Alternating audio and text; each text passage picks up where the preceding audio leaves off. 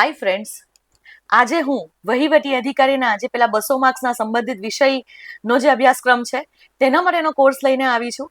અને તે 200 માર્ક્સનો કોર્સ હું કમ્પ્લીટ કરાવીશ યુટ્યુબ ઉપર, અને તે પણ ફ્રીમાં. તો બસ મારી સાથે જોડાયેલા રહો અને આ વિડીયોને આખો જોજો. આ વિડીયોમાં આજે આપણે તમારો સિલેબસ ટોપિક જે ફર્સ્ટ છે, આ ફર્સ્ટ ટોપિક છે માનવ સંસાધન વ્યવસ્થાપન અને સામાન્ય વ્યવસ્થાપન માટેના અભિગમો. માનવ સંસાધન વ્યવસ્થાપન એટલે કે હ્યુમન રિસોર્સ મેનેજમેન્ટ, અને સામાન્ય વ્યવસ્થાપન એટલે જનરલ મેનેજમેન્ટ, એના માટેના અભિગમો.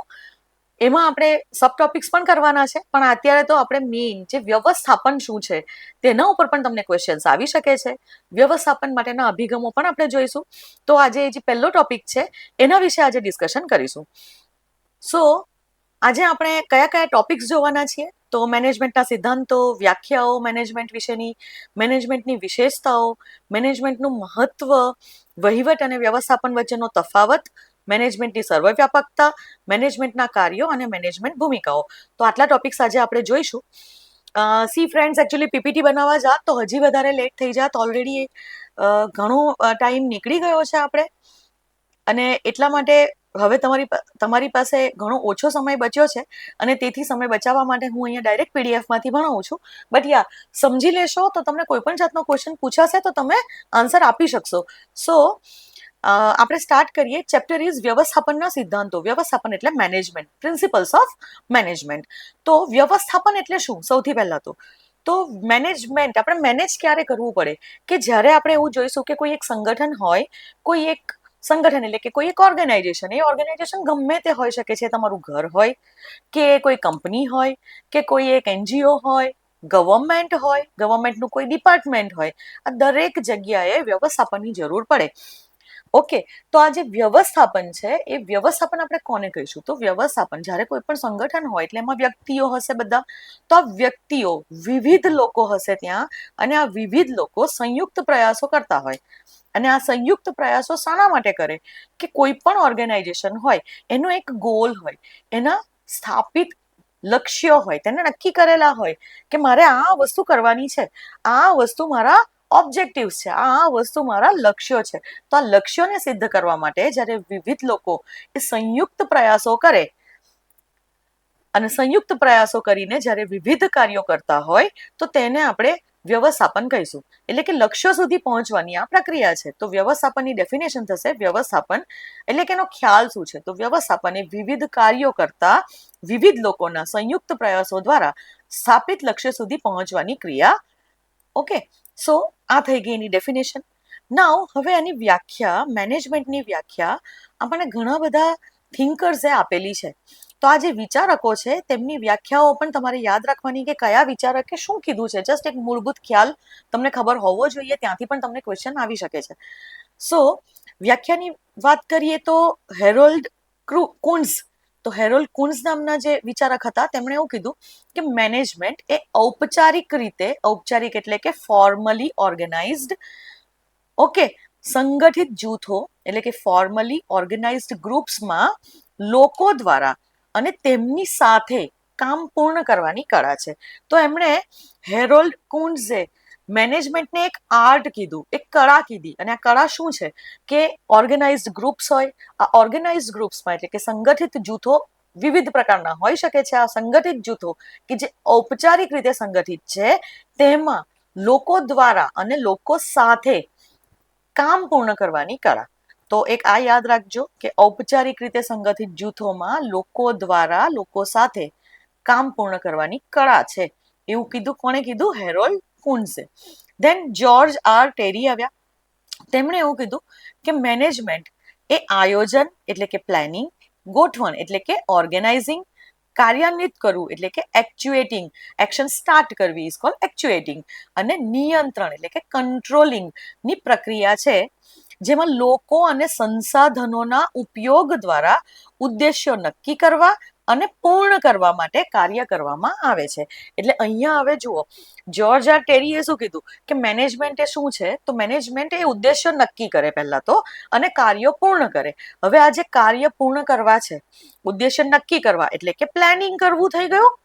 ઓકે, અને આ ઉદ્દેશોને પૂર્ણ કરવા માટે બાકીના જે બધા જ કામો કે જે ગોઠવણ કરવી, આ પ્લાન્સ જે છે એને એક્ચ્યુએટ કરવા એટલે કે એને એક્શનમાં લાવવા અને એને કંટ્રોલ કરવા કે એ બરાબર થાય છે કે નહીં બધા જ કામો, અને કોના દ્વારા આ કામો કરાવવામાં આવશે તો એ લોકો અને સંસાધનોના ઉપયોગ દ્વારા કરવામાં આવશે.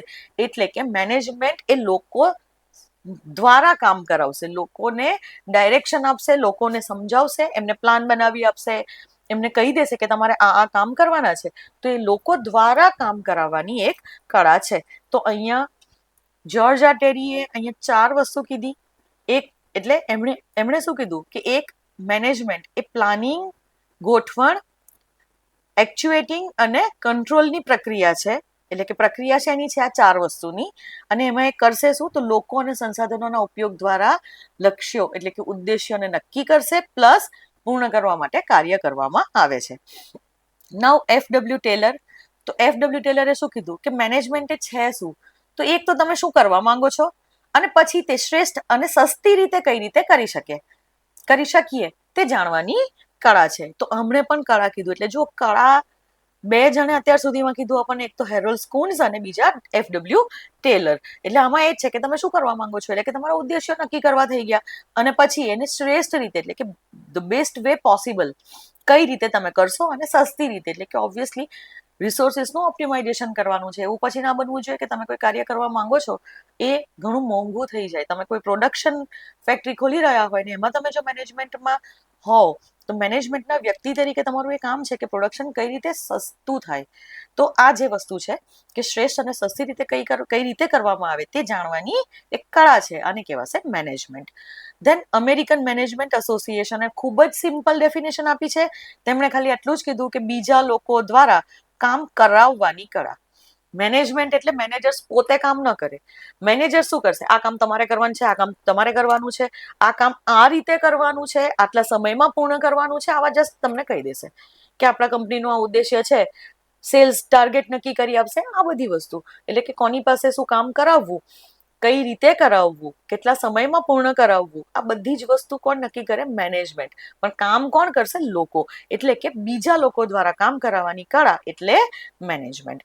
અને લોરેન્સ એપ્લીએ કઈ ડેફિનેશન આપી તો મેનેજમેન્ટ એટલે અન્ય લોકોના પ્રયત્નો દ્વારા પરિણામોની સિદ્ધિ. ઓલમોસ્ટ આ બંને ડેફિનેશન સિમિલર જેવી છે, એક જેવી છે કે પેલામાં લખ્યું છે કે બીજા લોકો દ્વારા કામ કરાવવાની કળા અમેરિકન મેનેજમેન્ટ એસોસિએશને, અને લોરેન્સ એપ્લીએ શું કીધું કે મેનેજમેન્ટ એટલે અન્ય લોકોના પ્રયત્નો દ્વારા પરિણામોની સિદ્ધિ. સો આ ડેફિનેશન્સ છે. આમાંથી આ કુન્સની ડેફિનેશન થોડી યાદ રાખજો કેમ કે એ થોડી વધારે ફેમસ છે. ધેન જ્યોર્જ આર ટેરીએ 4 આયામો કીધા.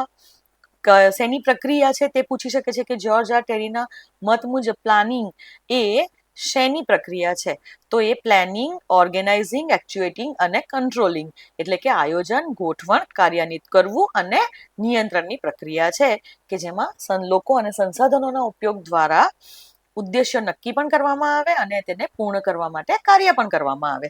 તો આ રીતે આટલી વસ્તુ યાદ રાખજો. તો આ ડેફિનેશન્સ દોસ્તો યાદ રાખવી પડશે. તમને કોઈ પણ ડેફિનેશન પરથી ક્વેશ્ચન આવી શકે છે કે કોણે શું કીધું હતું. એમના મતે આયોજન એમના મતે વ્યવસ્થાપન એટલે શું. ઓકે, નાઉ મેનેજમેન્ટની વિશેષતાઓ લઈશું કે ફીચર્સ ઓફ મેનેજમેન્ટ, વ્યવસ્થાપનની વિશેષતાઓ કઈ કઈ છે. તો ક્યારે આપણે એવું કહીએ કે મેનેજમેન્ટ છે અથવા તો મેનેજમેન્ટ છે તો એના ફીચર્સ કયા કયા છે કે શું છે મેનેજમેન્ટ. તો સૌથી પહેલું ફીચર છે એક્ઝિસ્ટન્સ ઓફ ઓબ્જેક્ટિવ્સ એટલે કે ઉદ્દેશ્યોનું અસ્તિત્વ. ક્યારેય પણ મેનેજમેન્ટ ઉદ્દેશ્ય વગર હોય, કોઈ પણ સંગઠન હોય તેના પૂર્વ નિર્ધારિત ઉદ્દેશ્ય હોય ને. જો તમે કદાચ એક સ્ટાર્ટઅપ ઓપન કરી રહ્યા હો અને તમે જ સપોઝ છો ઓલ એન્ડ વન, તો તમે મેનેજમેન્ટમાં કહેવાઓ તો તમારા એક ઉદ્દેશ્ય હોય ને તમારા સ્ટાર્ટઅપ થ્રુ કે તમારે આ કામ કરવું છે કે આ વસ્તુ 1 વર્ષની અંદર મારે આટલું પ્રોડક્શન કરવાનું છે, 1 વર્ષની અંદર મારે આટલા સોફ્ટવેર બનાવવાના છે, ગમે તે એ તમારા ઉદ્દેશ્ય હોય. ગવર્મેન્ટનું ડિપાર્ટમેન્ટ હોય તો એના પણ ઉદ્દેશ્ય હોય ને કે આટલા વખતમાં મારે આટલું મને ફંડિંગ મળ્યું છે, આ ફંડિંગનો મારે ઉપયોગ કરવાનો છે અને આટલી સર્વિસીસ લોકોને પૂરી પાડવાની છે. તો આને કહેવાય કે કોઈ પણ સંગઠનના ઉદ્દેશ્ય હોય. પણ મેનેજમેન્ટનું કામ શું, તો મેનેજમેન્ટ એ આ ઉદ્દેશ્યો, કોઈ પણ વ્યવસ્થાપક પ્રવૃત્તિ એટલે કે કોઈ પણ મેનેજમેન્ટ એક્ટિવિટી એ શું કરશે કે આ જે ઉદ્દેશ્યો છે તેને પ્રાપ્ત કરવા માટે લોકોના જૂથોને માર્ગદર્શિકા રજૂ કરશે. એટલે કે ઓબ્વિયસલી મેનેજમેન્ટ પાસે ઉદ્દેશ્યો ક્લિયર હોય, એક તો ઉદ્દેશ્યો નક્કી પણ કરતા હોય મેનેજમેન્ટ, પ્લસ એમની પાસે ઉદ્દેશો ક્લિયર હોય છે. વ્યવસ્થાપનની પ્રક્રિયાની આ મતલબ આ પ્રોસેસ જ છે કે લોકોના જે જૂથો હોય એમને ઉદ્દેશ્યો પ્રાપ્ત કરવા માટે અનુસરવા માટેની માર્ગદર્શિકાઓ નક્કી કરવાની, કે લોકો ઉદ્દેશ્યો પ્રાપ્ત કરશે, લોકો દ્વારા કામ કરાવવાનું છે, તો પછી આ લોકોએ કયા કયા એમને ગાઈડન્સ આપવામાં આવશે, એમને રૂલ બુક આપવામાં આવશે કે આ રૂલ્સ પ્રમાણે આ પ્રમાણે તમારે કામ કરવાનું છે. અને બીજું કે ઉદ્દેશ્યો જે છે ને તે કર્મચારીઓના વિવિધ જૂથો સાથે સંમત થવા જોઈએ. એટલે કે કર્મચારીઓના વિવિધ જૂથો આ ઉદ્દેશો સાથે સંમત થવા જોઈએ. ઓબ્વિયસલી તમે એવી કોઈ જગ્યાએ કામ કરો છો અને એના ઉદ્દેશો સાથે સપોઝ તમે સંમત છો જ નહીં, તો તમે કામ કેવી રીતે કરશો? તમને મોટિવેશન કઈ રીતના મળશે? તમને જેવું લાગતું હોય કે આ મારી કંપની બહુ જ ફાલતુ કામ કરી રહી છે, તો પછી તમે એ કંપનીમાં કામ નહીં કરી શકો ને. અને એટલા માટે જેટલા એમ્પ્લોઈઝ છે ઓર્ગેનાઇઝેશનમાં એ લોકો બધા સંમત થવા જોઈએ. તમે જો ગવર્મેન્ટમાં હોવ, ગવર્મેન્ટના કોઈ ડિપાર્ટમેન્ટમાં વહીવટી અધિકારી બનવા જવાના છો બધા, તો વહીવટી અધિકારી જ્યારે તમે બનશો તો તમે જે ઉદ્દેશ્યો આપશો, તમે જે માર્ગદર્શિકાઓ આપશો, તો આ ઉદ્દેશ્યોને તમારા સબઓર્ડિનેટ્સ ફોલો કરવા જોઈએ ને. એમને સમજણ તો પડવી જોઈએ કે હા આપણે શું લક્ષ્યો છે, આપણે શું કરવાનું છે, અને તેની સાથે તેઓ સંમત પણ થવા જોઈએ. અમુક જણ તમને કહી શકશે કે સર ના, કે મેડમ ના, સાહેબ આવું ના હોવું જોઈએ, આ ઉદ્દેશ્ય આપણું પ્રોપર ન કહેવાય, આપણું ઉદ્દેશ્ય હોવું જોઈએ કે આપણે આ રીતે કરીએ. સો હવે આમાં શું થાય કે કન્સેન્સસ ડેવલપ કરવાની જવાબદારી પણ કોની રહેશે? મેનેજમેન્ટની રહેશે. ઓકે, સો અહીંયા મેનેજમેન્ટમાં સૌથી પહેલું છે કે કોઈ પણ મેનેજમેન્ટ હોય એમાં ઉદ્દેશ્યોનું અસ્તિત્વ હશે. બીજું ફીચર અથવા તો બીજી વિશેષતા છે કે આ મેનેજમેન્ટ અથવા વ્યવસ્થાપન એ એક સંગઠિત પ્રવૃત્તિ છે. સંગઠિત પ્રવૃત્તિ એટલે કે ઓર્ગેનાઇઝડ એક્ટિવિટી છે.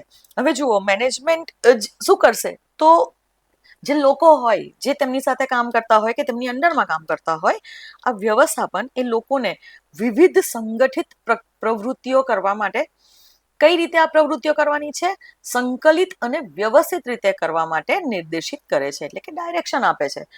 સી જ્યારે પણ એક ઓર્ગેનાઇઝેશન હોય કે તો એમાં કોઈ પણ પ્રવૃત્તિ એકલ દોકલ ન થાય, બધાના સહિયારા પ્રયાસોથી થાય.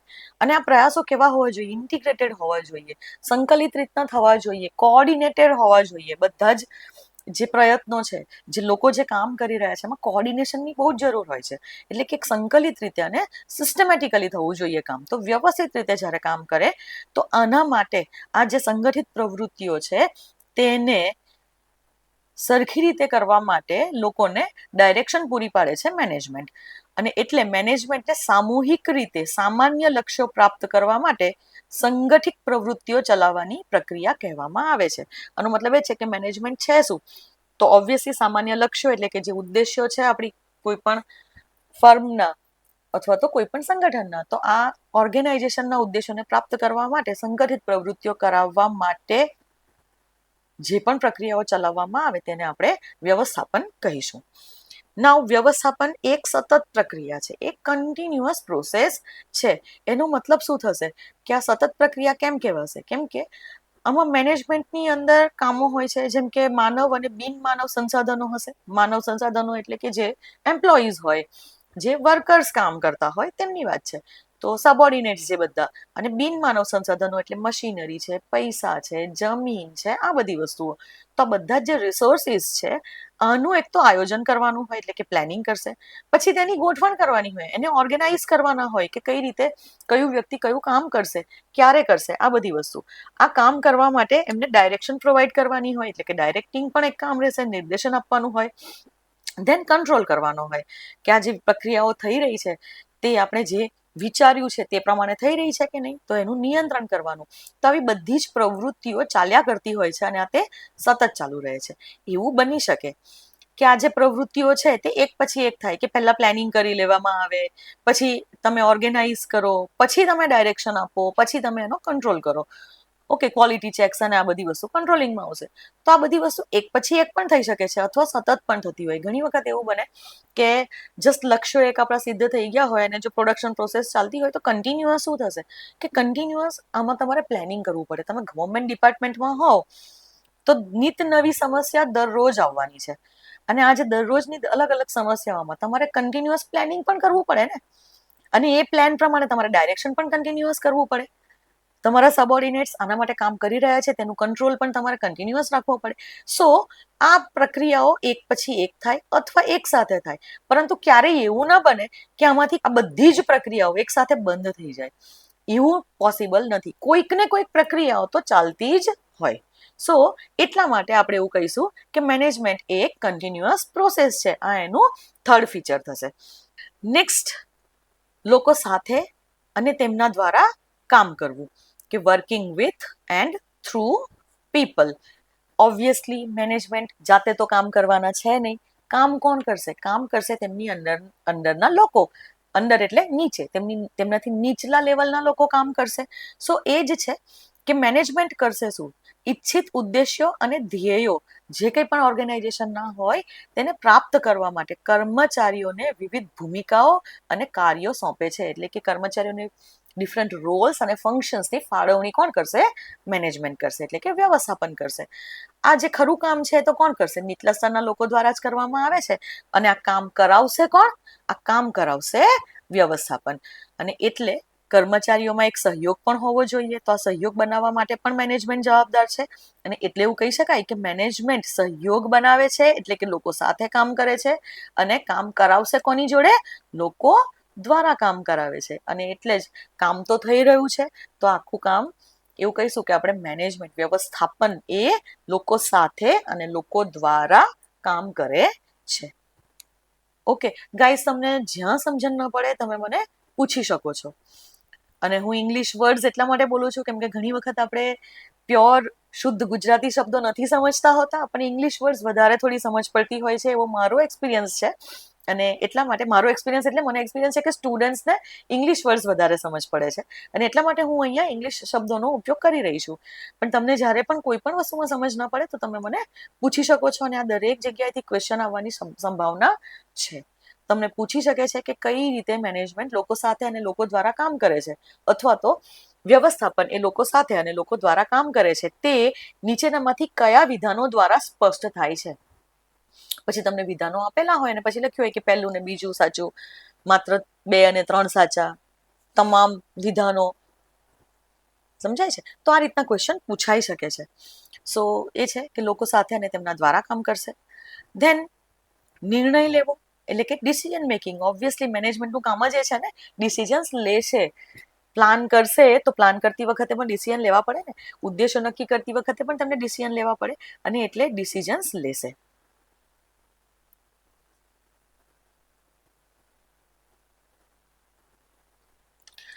તો આ જે મેનેજમેન્ટ નિર્ણયો લેશે તે કઈ રીતે લેશે? તો અલગ અલગ તબક્કે પરિસ્થિતિ કેવી છે તેના આધારે, કઈ કઈ તકો અથવા તો ઓપોર્ચ્યુનિટીઝ અવેલેબલ છે તેના આધારે, અને કયા કયા ઓપ્શન્સ અવેલેબલ છે તેના આધારે તે નિર્ણયો લેશે.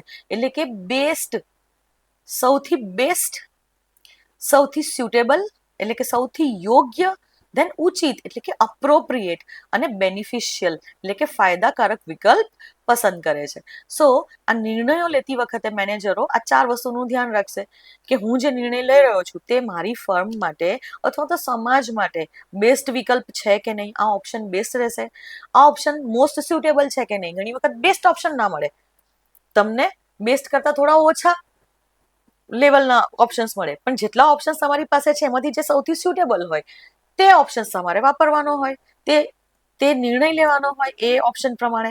પછી ઉચિત કે અપ્રોપ્રિએટ પણ હોવો જોઈએ ને, કે ઘણી વખત એવું બને કે બેનિફિશિયલ છે, કંપની માટે ઘણો ફાયદાકારક છે આ નિર્ણય, મોસ્ટ સુટેબલ પણ છે કે કંપનીને સૌથી વધારે ફાયદો થાય એ રીતના છે, પણ એની અંદર એ જો પર્યાવરણનું નુકસાન કરતો હોય એ નિર્ણય, તો એ નિર્ણય ઉચિત ન કહેવાય ને. એટલે ઉચિત હોવો પણ જરૂરી છે નિર્ણય. એટલે કે આ 4 વસ્તુનું ધ્યાન વ્યવસ્થાપન રાખતી હોય છે. સંસ્થાનું કાર્યક્ષમ પ્રદર્શન એ પણ મેનેજમેન્ટ દ્વારા લેવામાં આવેલા નિર્ણયો પર આધાર રાખે છે. ઓબ્વિયસલી સંસ્થા કેટલી કાર્યક્ષમ રીતે, કેટલી એફિશિયન્ટલી એ પરફોર્મ કરી રહી છે, કોઈ પણ ઓર્ગેનાઇઝેશન, કોઈ પણ ઇન્સ્ટિટ્યુશન, તો એ મેનેજમેન્ટ શું ડિસાઇડ કરે છે તેના આધારે જ હોય ને. કેમ કે અલ્ટિમેટલી સબોર્ડિનેટ્સ જે છે, લોવર લેવલના લોકો છે, વર્કર્સ છે, તે તો મેનેજમેન્ટે જે લીધેલા નિર્ણયો છે તેને જસ્ટ ફોલો કરી રહ્યા છે. અને એટલે ધ મોસ્ટ ઇમ્પોર્ટન્ટ રોલ અથવા તો ધ મોસ્ટ ઇમ્પોર્ટન્ટ ફીચર જો મેનેજમેન્ટનું કોઈ હોય તો એ ડિસિઝન મેકિંગ છે. કે બધી જ પરિસ્થિતિઓને ધ્યાનમાં રાખીને, બધા જ ઓપ્શન્સને ધ્યાનમાં રાખીને જે most suitable, the best, the most appropriate અને the most beneficial option choose કરશે અને નિર્ણય લેશે. ઓકે, નાઉ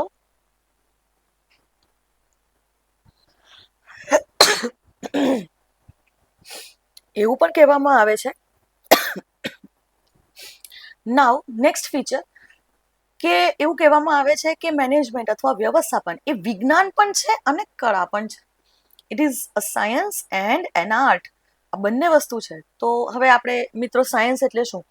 તો સાયન્સની અંદર તમને ખબર હશે કે અમુક પ્રિન્સિપલ્સ હોય, અમુક સિદ્ધાંતો હોય, પછી એક સ્પેશિયલ પ્રોસિજર હોય, કે એક વ્યવસ્થિત એક ઓર્ગેનાઇઝેશન કરેલું જ્ઞાન હોય.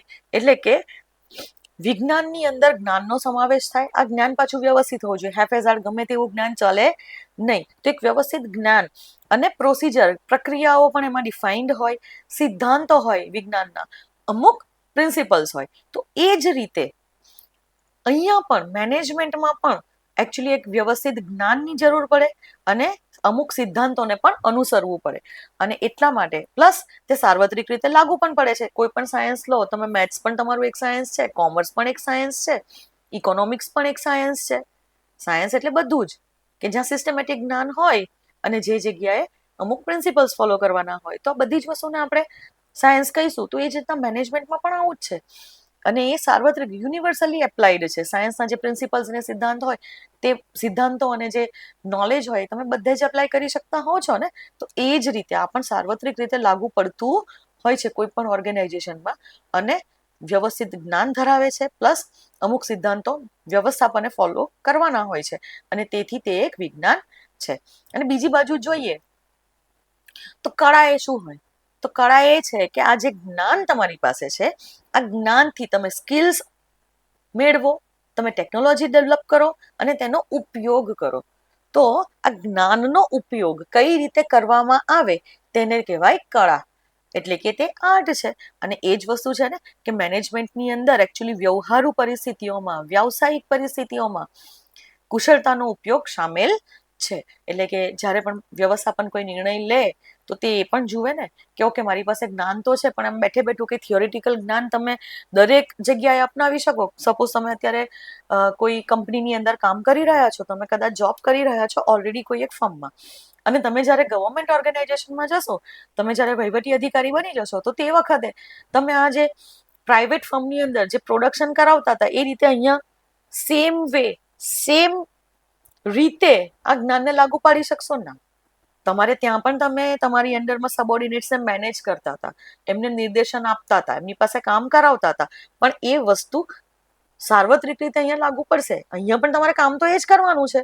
તમારે પ્લાન કરવાનું છે, નિર્દેશન આપવાનું છે, તમારે કામ કરાવવાનું છે લોકો પાસે. પણ આ જે કામ કરાવવાનું છે એની મેથડ ચેન્જ થઈ જશે ને.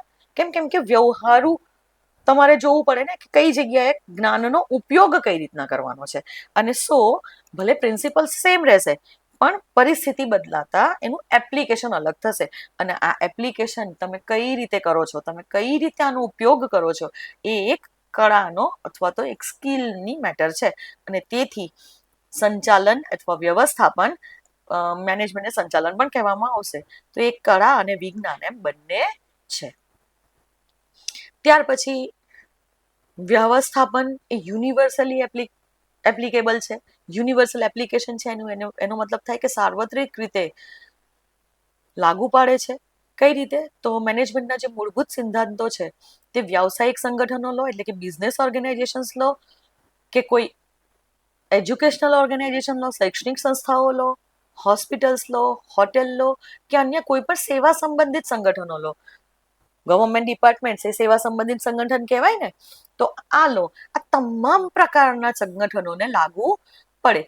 મેનેજમેન્ટના જે પ્રિન્સિપલ્સ છે એ બધે લાગુ પડે. પ્લાનિંગ બધે જ કરવું પડે, ડાયરેક્શન બધે જ આપવી પડે, તમારે ગોઠવણ એટલે કે ઓર્ગેનાઇઝિંગ ધ થિંગ્સ, ઓર્ગેનાઇઝેશન દરેક વસ્તુનું બધે જ કરવું પડે, તમારે ગાઈડન્સ આપવું પડે, તમારે કંટ્રોલ કરવું પડે, તમારે મોનિટરિંગ કરવું પડે. આ બધી જ વસ્તુ દરેક જગ્યાએ રહેવાની.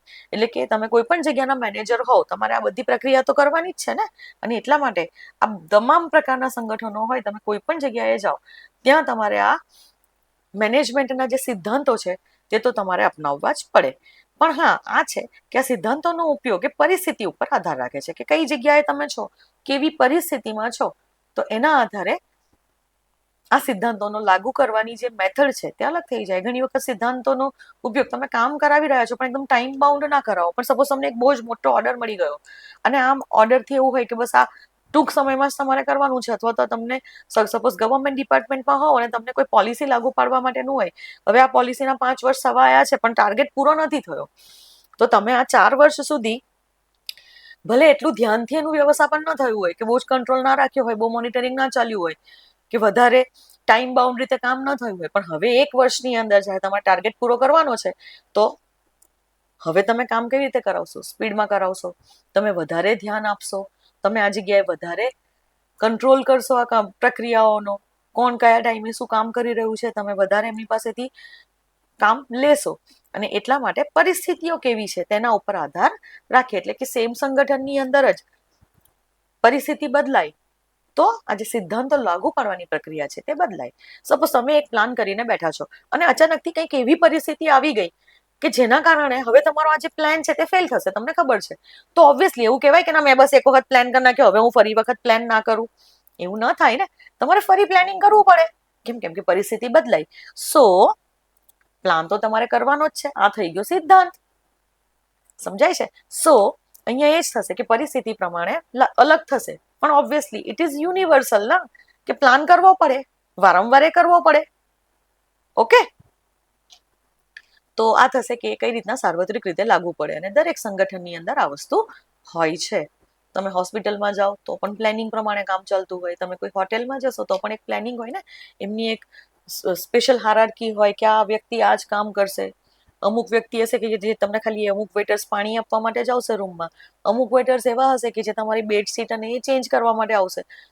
જો કોઈ વખત હોટેલમાં રહ્યા હોય ને એક્સપિરિયન્સ હોય તો તમને ખબર હશે આ વસ્તુ. રિસેપ્શનિસ્ટની જગ્યાએ જ કામ કરશે ને, રિસેપ્શન ઉપર જ.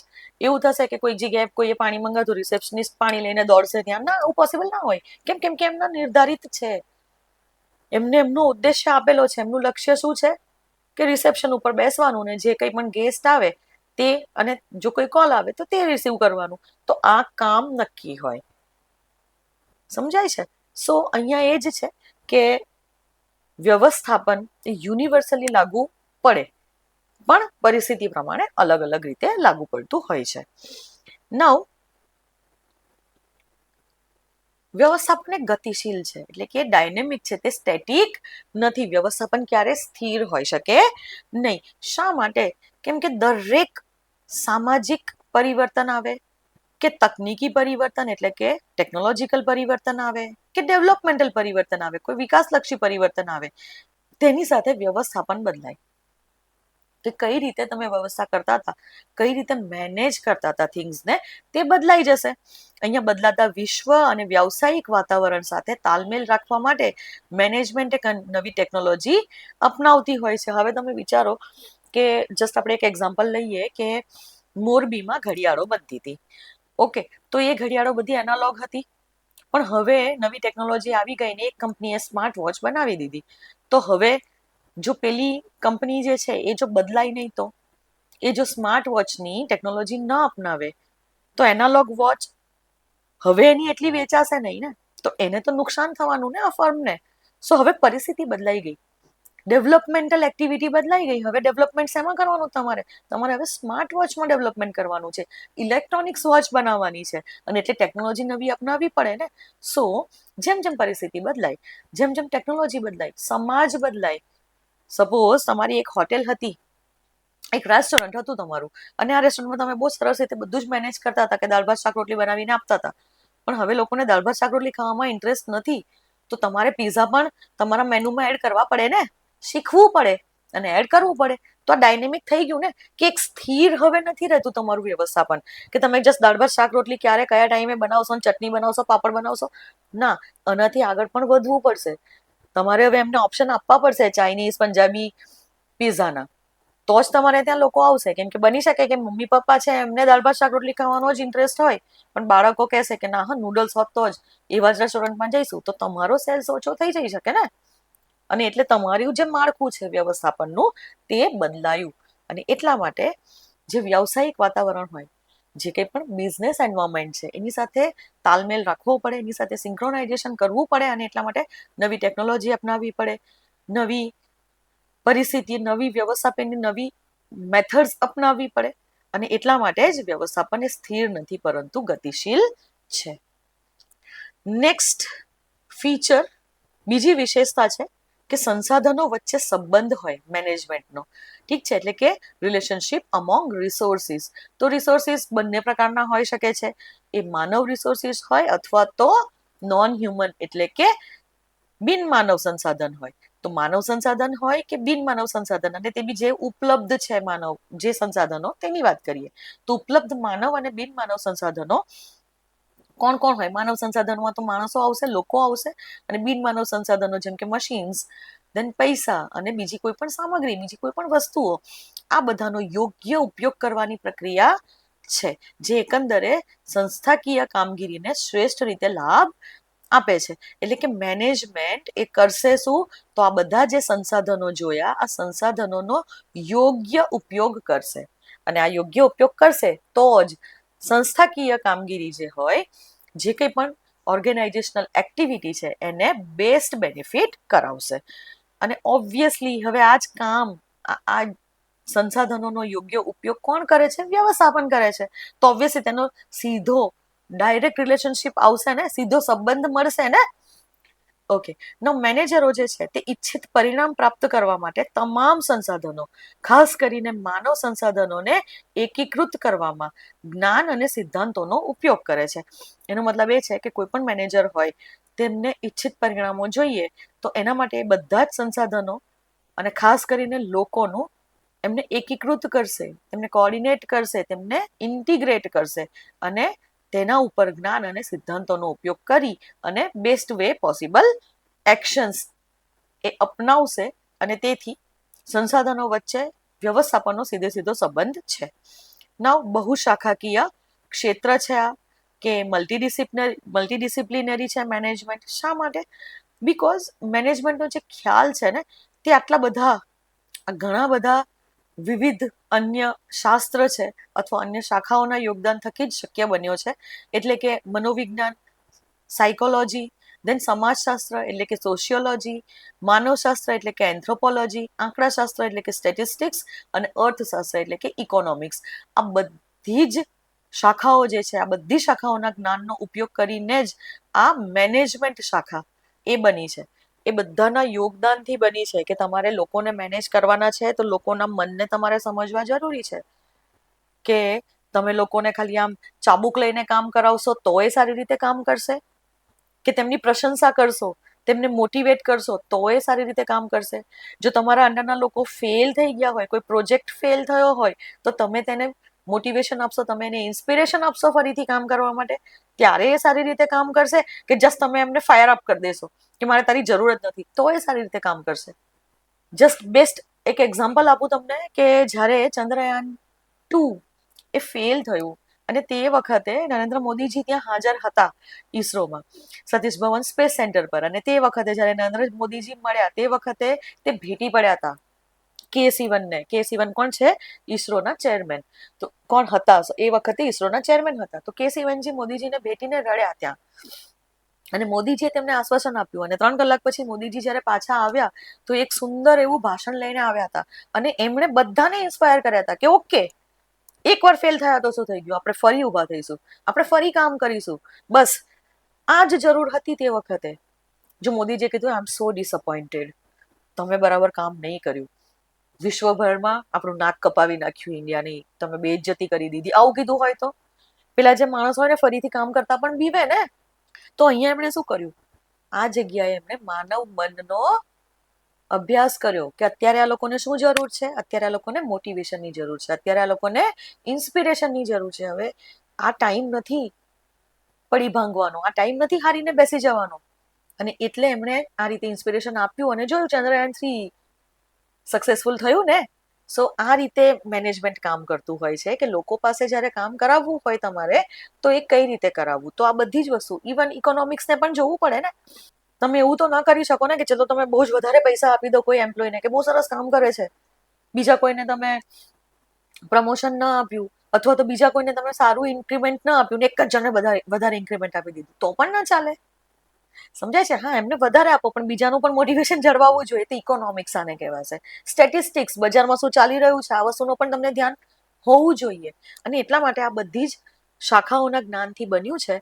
અને તેથી તેને આપણે કહીશું કે બહુશાખાકીય છે, મલ્ટીડિસિપ્લિનરી છે. અને આ વિવિધ શાખાઓમાંથી જે કંઈ પણ મળેલા ઇનપુટ્સ હોય છે તે મેનેજરોને માનવ મનને સમજવામાં મદદ કરે છે અને તેના બદલામાં વ્યવસાય સંગઠનને કાર્યક્ષમ અને અસરકારક રીતે કાર્ય કરવામાં મદદ કરે છે. ઓકે, તો આ હતું મેનેજમેન્ટના ફીચર્સ, વ્યવસ્થાપનના વિશેષતાઓ. તો વ્યવસ્થાપનની વિશેષતાઓ કઈ કઈ હતી? તો આ 10 વિશેષતાઓ હતી. ઓકે, એક વખત જોઈ લઈએ કે વ્યવસ્થાપનની વિશેષતાઓ કઈ કઈ હતી. તો એક તો છે કે ઉદ્દેશ્યોનું અસ્તિત્વ હોય. બીજું છે કે તે એક સંગઠિત પ્રવૃત્તિ છે. ત્રીજું છે કે તે એક સતત પ્રક્રિયા છે. ચોથું કે લોકો સાથે અને તેમના દ્વારા કામ કરતું એક શાસ્ત્ર છે અથવા તો તેના દ્વારા કામ કરવું, આ એક વિશેષતા છે. ધેન નિર્ણય લેવો, તો આ પણ મેનેજમેન્ટની વિશેષતા કહેવાય કે નિર્ણયો મેનેજમેન્ટ વ્યવસ્થાપન જ લેતું હોય છે. તે એક વિજ્ઞાન છે તેમ અને એક કળા પણ છે. સાર્વત્રિક રીતે લાગુ પડે છે. આ મેનેજમેન્ટ એ ગતિશીલ છે, એ સ્થિર ન હોઈ શકે. બીજું કે મેનેજમેન્ટનો સંસાધનો સાથેનો રિસોર્સિસ સાથે એક ગાઢ રિલેશન હોય છે. કેમ કે રિસોર્સિસને તે જ ઉપયોગમાં લાવે છે. બહુશાખાકીય ક્ષેત્ર છે મેનેજમેન્ટ. તો આ બધા તેના ફીચર્સ હતા. હવે આપણે જોઈશું મેનેજમેન્ટનું મહત્વ. તો મેનેજમેન્ટનું મહત્વ શું છે તે આપણે જોઈએ, એટલે કે ઇમ્પોર્ટન્સ ઓફ મેનેજમેન્ટ. તો વ્યવસ્થાપન જ છે ને કે એ એકચ્યુઅલી જે ફેક્ટર્સ ઓફ પ્રોડક્શન છે, એટલે કે ઉત્પાદનના પરિબળોને એ વાસ્તવિક ઉત્પાદનમાં રૂપાંતરિત કરે છે. ઇન શોર્ટ, પ્રોડક્શન કરવું છે તો પ્રોડક્શન કરવા માટે અમુક ફેક્ટર્સ જોઈએ, જેમ કે જમીન છે, પૈસા છે, સામગ્રી છે, હ્યુમન રિસોર્સિસ છે. તો આ બધા જે છે એ બધા ફેક્ટર્સ ઓફ પ્રોડક્શન થયા. અને આ ફેક્ટર્સ ઓફ પ્રોડક્શન એટલે કે ઉત્પાદનના જે પરિબળો છે તેને એકચ્યુઅલી વાસ્તવિક ઉત્પાદન તેમના થ્રુ કરાવતા હોય છે. સો એ જ છે કે મેનેજમેન્ટે જે લક્ષ્યો હાંસલ કરવા માટે આ જે વાસ્તવિક પરિબળો, આ જે ઉત્પાદનના પરિબળો છે તેને વાસ્તવિક ઉત્પાદનમાં રૂપાંતરિત કરે છે. અને એ કરવા માટે તેઓ પ્રવૃત્તિઓનું આયોજન કરે છે, તે પ્લાનિંગ કરે છે, તે રિસોર્સ ડિસ્ટ્રીબ્યુશન કરે છે, બધા જ કામો કરતું હોય છે. અને એટલા માટે મેનેજમેન્ટ ઇઝ ઇમ્પોર્ટન્ટ. મેનેજમેન્ટનું મહત્વ તો છે ને, કેમ કે એ જ ઉત્પાદનના પરિબળોને વાસ્તવિક ઉત્પાદનમાં રૂપાંતરિત કરવા માટેનું મેઇન જે કામ છે, એટલે કે આ જે રૂપાંતરિત કરવા માટે જે પ્રક્રિયાઓ છે તેને સુનિશ્ચિત કરવાનું કાર્ય મેનેજમેન્ટ એટલે કે વ્યવસ્થાપન કરે છે. મિત્રો, અહીંયા મેનેજમેન્ટનો મતલબ એકચ્યુઅલી આપણે ગ્રુપ ઓફ પીપલ પણ લઈ શકીએ છીએ કે આખું મેનેજમેન્ટ એવું પણ કહેવાય, અથવા તો મેનેજમેન્ટનો મતલબ એવો પણ થાય કે જે શાખા છે મેનેજ કરવાની તેને પણ મેનેજમેન્ટ કહેવાશે. તો અહીંયા હું જ્યારે કહું છું કે મેનેજમેન્ટનું મહત્વ એટલે કે આજે મેનેજમેન્ટમાં, વ્યવસ્થાપનમાં જે લોકો કામ કરી રહ્યા છે, જે ગ્રુપ છે, તેના વિશે આપણે જનરલી વાત કરી રહ્યા છીએ, એટલે કે ડિફરન્ટ મેનેજર્સની વાત કરી રહ્યા છીએ. હવે અહીંયા પીટર ડ્રકર નામના વિચારક છે. આ વિચારકના મતે મેનેજમેન્ટ છે શું? તો એ દરેક સંસ્થામાં ગતિશીલ જીવન આપનાર તત્વ છે. એટલે કે એ જ છે લિવિંગ ફોર્સ પ્રોવાઈડ કરનાર તત્વ. અને તેનું મહત્વ આપણે નીચેના આ જે અમુક પોઈન્ટ્સ છે તેના ઉપરથી સમજી શકીએ છીએ કે મેનેજમેન્ટ શા માટે મહત્વનું છે આપણા માટે, કે શું એવું તો કરે છે કે જેના કારણે મેનેજમેન્ટ અથવા વ્યવસ્થાપન ઘણું મહત્વનું છે. સૌથી પહેલું મહત્વ છે કે ઇફેક્ટિવ યુટિલાઇઝેશન ઓફ રિસોર્સિસ, એટલે કે સંસાધનોનો અસરકારક રીતે ઉપયોગ આ મેનેજમેન્ટ જ સુનિશ્ચિત કરતું હોય છે. કે ઉત્પાદનના પરિબળો જે છે, જેમ કે માણસ છે, મશીન છે, સામગ્રી, પૈસા, એ બધા જ નેચરમાં સ્કેર્સ છે, એ દુર્લભ છે પ્રકૃતિની અંદર. પ્રકૃતિ એટલે નેચર. તો આપણે કુદરતની અંદર આ બધી વસ્તુઓ સ્કેર્સ રિસોર્સિસ છે. માનવ સંસાધનો, તમે કહેશો મેડમ પોપ્યુલેશન આટલી બધી વધી ગઈ છે, પણ એ પ્રમાણે પ્રોડક્શન પણ થવું જોઈએ ને. અને એના માટે આને સ્કિલ્ડ મેન પાવર, અહીંયા કોઈ પણ સંગઠન હોય, કોઈ પણ ઓર્ગેનાઇઝેશન હોય, એના માટે સ્કિલ મેન પાવરની જરૂર પડે. તો એ એકચ્યુઅલી અહીંયા સ્કિલ મેન પાવરની વાત થઈ રહી છે. તો એ દુર્લભ છે. મશીન્સ, સામગ્રી એટલે કે બધા સંસાધનો, જે રિસોર્સિસનો આપણે યુઝ કરતા હોય છે, જે રો મટીરિયલ્સનો યુઝ કરતા હોઈએ છીએ તે, અને પૈસા, આ બધી જ વસ્તુ દુર્લભ છે. આ બધી વસ્તુની સ્કેર્સિટી ઓલવેઝ હોય છે. અને એકચ્યુઅલી આ સંચાલન જે છે એટલે કે મેનેજમેન્ટ જ આ બધા સંસાધનોનો બગાડ ટાળીને તેનો શ્રેષ્ઠ ઉપયોગ સુનિશ્ચિત કરે છે. એટલે કે એ હંમેશા ઓપ્ટિમમ યુટિલાઇઝેશન ઓફ રિસોર્સિસ એ એન્શ્યોર કરતું કામ કરે છે. ઓકે, અને જો વ્યવસ્થાપન ન હોય તો પછી બધું જ હેફેઝાર થઈ જાય ને, દરેક જગ્યાએ કેઓસ ક્રિએટ થઈ જાય, બધું જ અસ્તવ્યસ્ત થઈ જાય. અને એટલે આ જે સંસાધનો છે એ નિષ્ક્રિય બની જાય, એ કંઈ જ કામ ના કરી શકે. સંસાધનો છે તો ખરા, પણ એમને ખબર જ ના હોય ને કે કરવાનું શું છે. માણસો છે તમારી પાસે, લેબરર્સ છે, પણ એમને એ જ ખબર ના હોય કે એમને કરવાનું શું છે. એમની પાસે ટાસ્ક જ નથી. તો એમને આ ટાસ્ક આપનાર કોણ છે? વ્યવસ્થાપન. સો સંસાધનો નિષ્ક્રિય બની જાય, અને જો લોકો, માનવ સંસાધન જો કામ ન કરે તો બાકીના જે બિન માનવ સંસાધન છે તે પણ બધા જ નકામા થઈ જાય. ઓકે, સો એ જ છે કે સંસાધનોનો ઉપયોગ કરાવે પ્લસ અસરકારક ઉપયોગ કરાવે, એ આ પહેલું મહત્વ છે. મેનેજમેન્ટ વગર આ શક્ય નથી. બીજું છે કે વિવિધ જૂથો, હિત જૂથો વચ્ચે એકીકરણ કરવું, એટલે કે ડિફરન્ટ ઇન્ટરેસ્ટ ગ્રુપ્સ, એ બધા વચ્ચે એક ઇન્ટિગ્રેશન સાધવું, એ બધાનું એકીકરણ કરવું, એ બધાને એકીકૃત કરવા, તે કામ પણ વ્યવસ્થાપનનું છે. તો સંસ્થાના વિવિધ હિત જૂથો હોય છે. તમને ખબર હશે કે હિત જૂથો એટલે કે ડિફરન્ટ સ્ટેક હોલ્ડર્સ છે.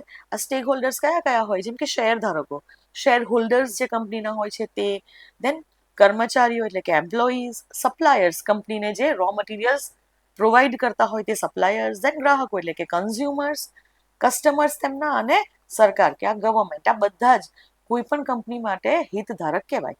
તો આ જે બધા હિતકારક છે, હિતધારકો છે, આ હિતધારકોને આ સંસ્થામાં પોતાનો અલગ જ રસ હોય. સંસ્થાનો રસ શું છે? તેના નિશ્ચિત પૂર્વ નિર્ધારિત ઉદ્દેશોને પ્રાપ્ત કરવા.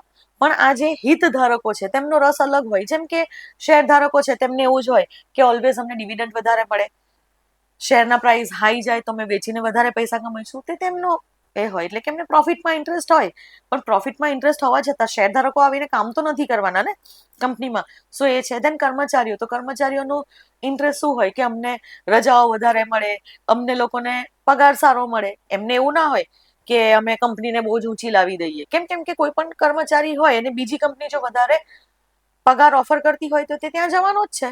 અને એટલા માટે અહીંયા કર્મચારીનો પોતાનો હિત શું છે, એનો પોતાનો રસ શું છે? એનો રસ એ છે કે મને સારું રિમ્યુનરેશન મળે, અહીંયા જોબ સ્ટેબિલિટી મારી રહે, વર્કિંગ અવરમાં કમ્ફર્ટેબલી હું કામ કરી રહું, મને બધી ફેસિલિટીઝ મળી રહે.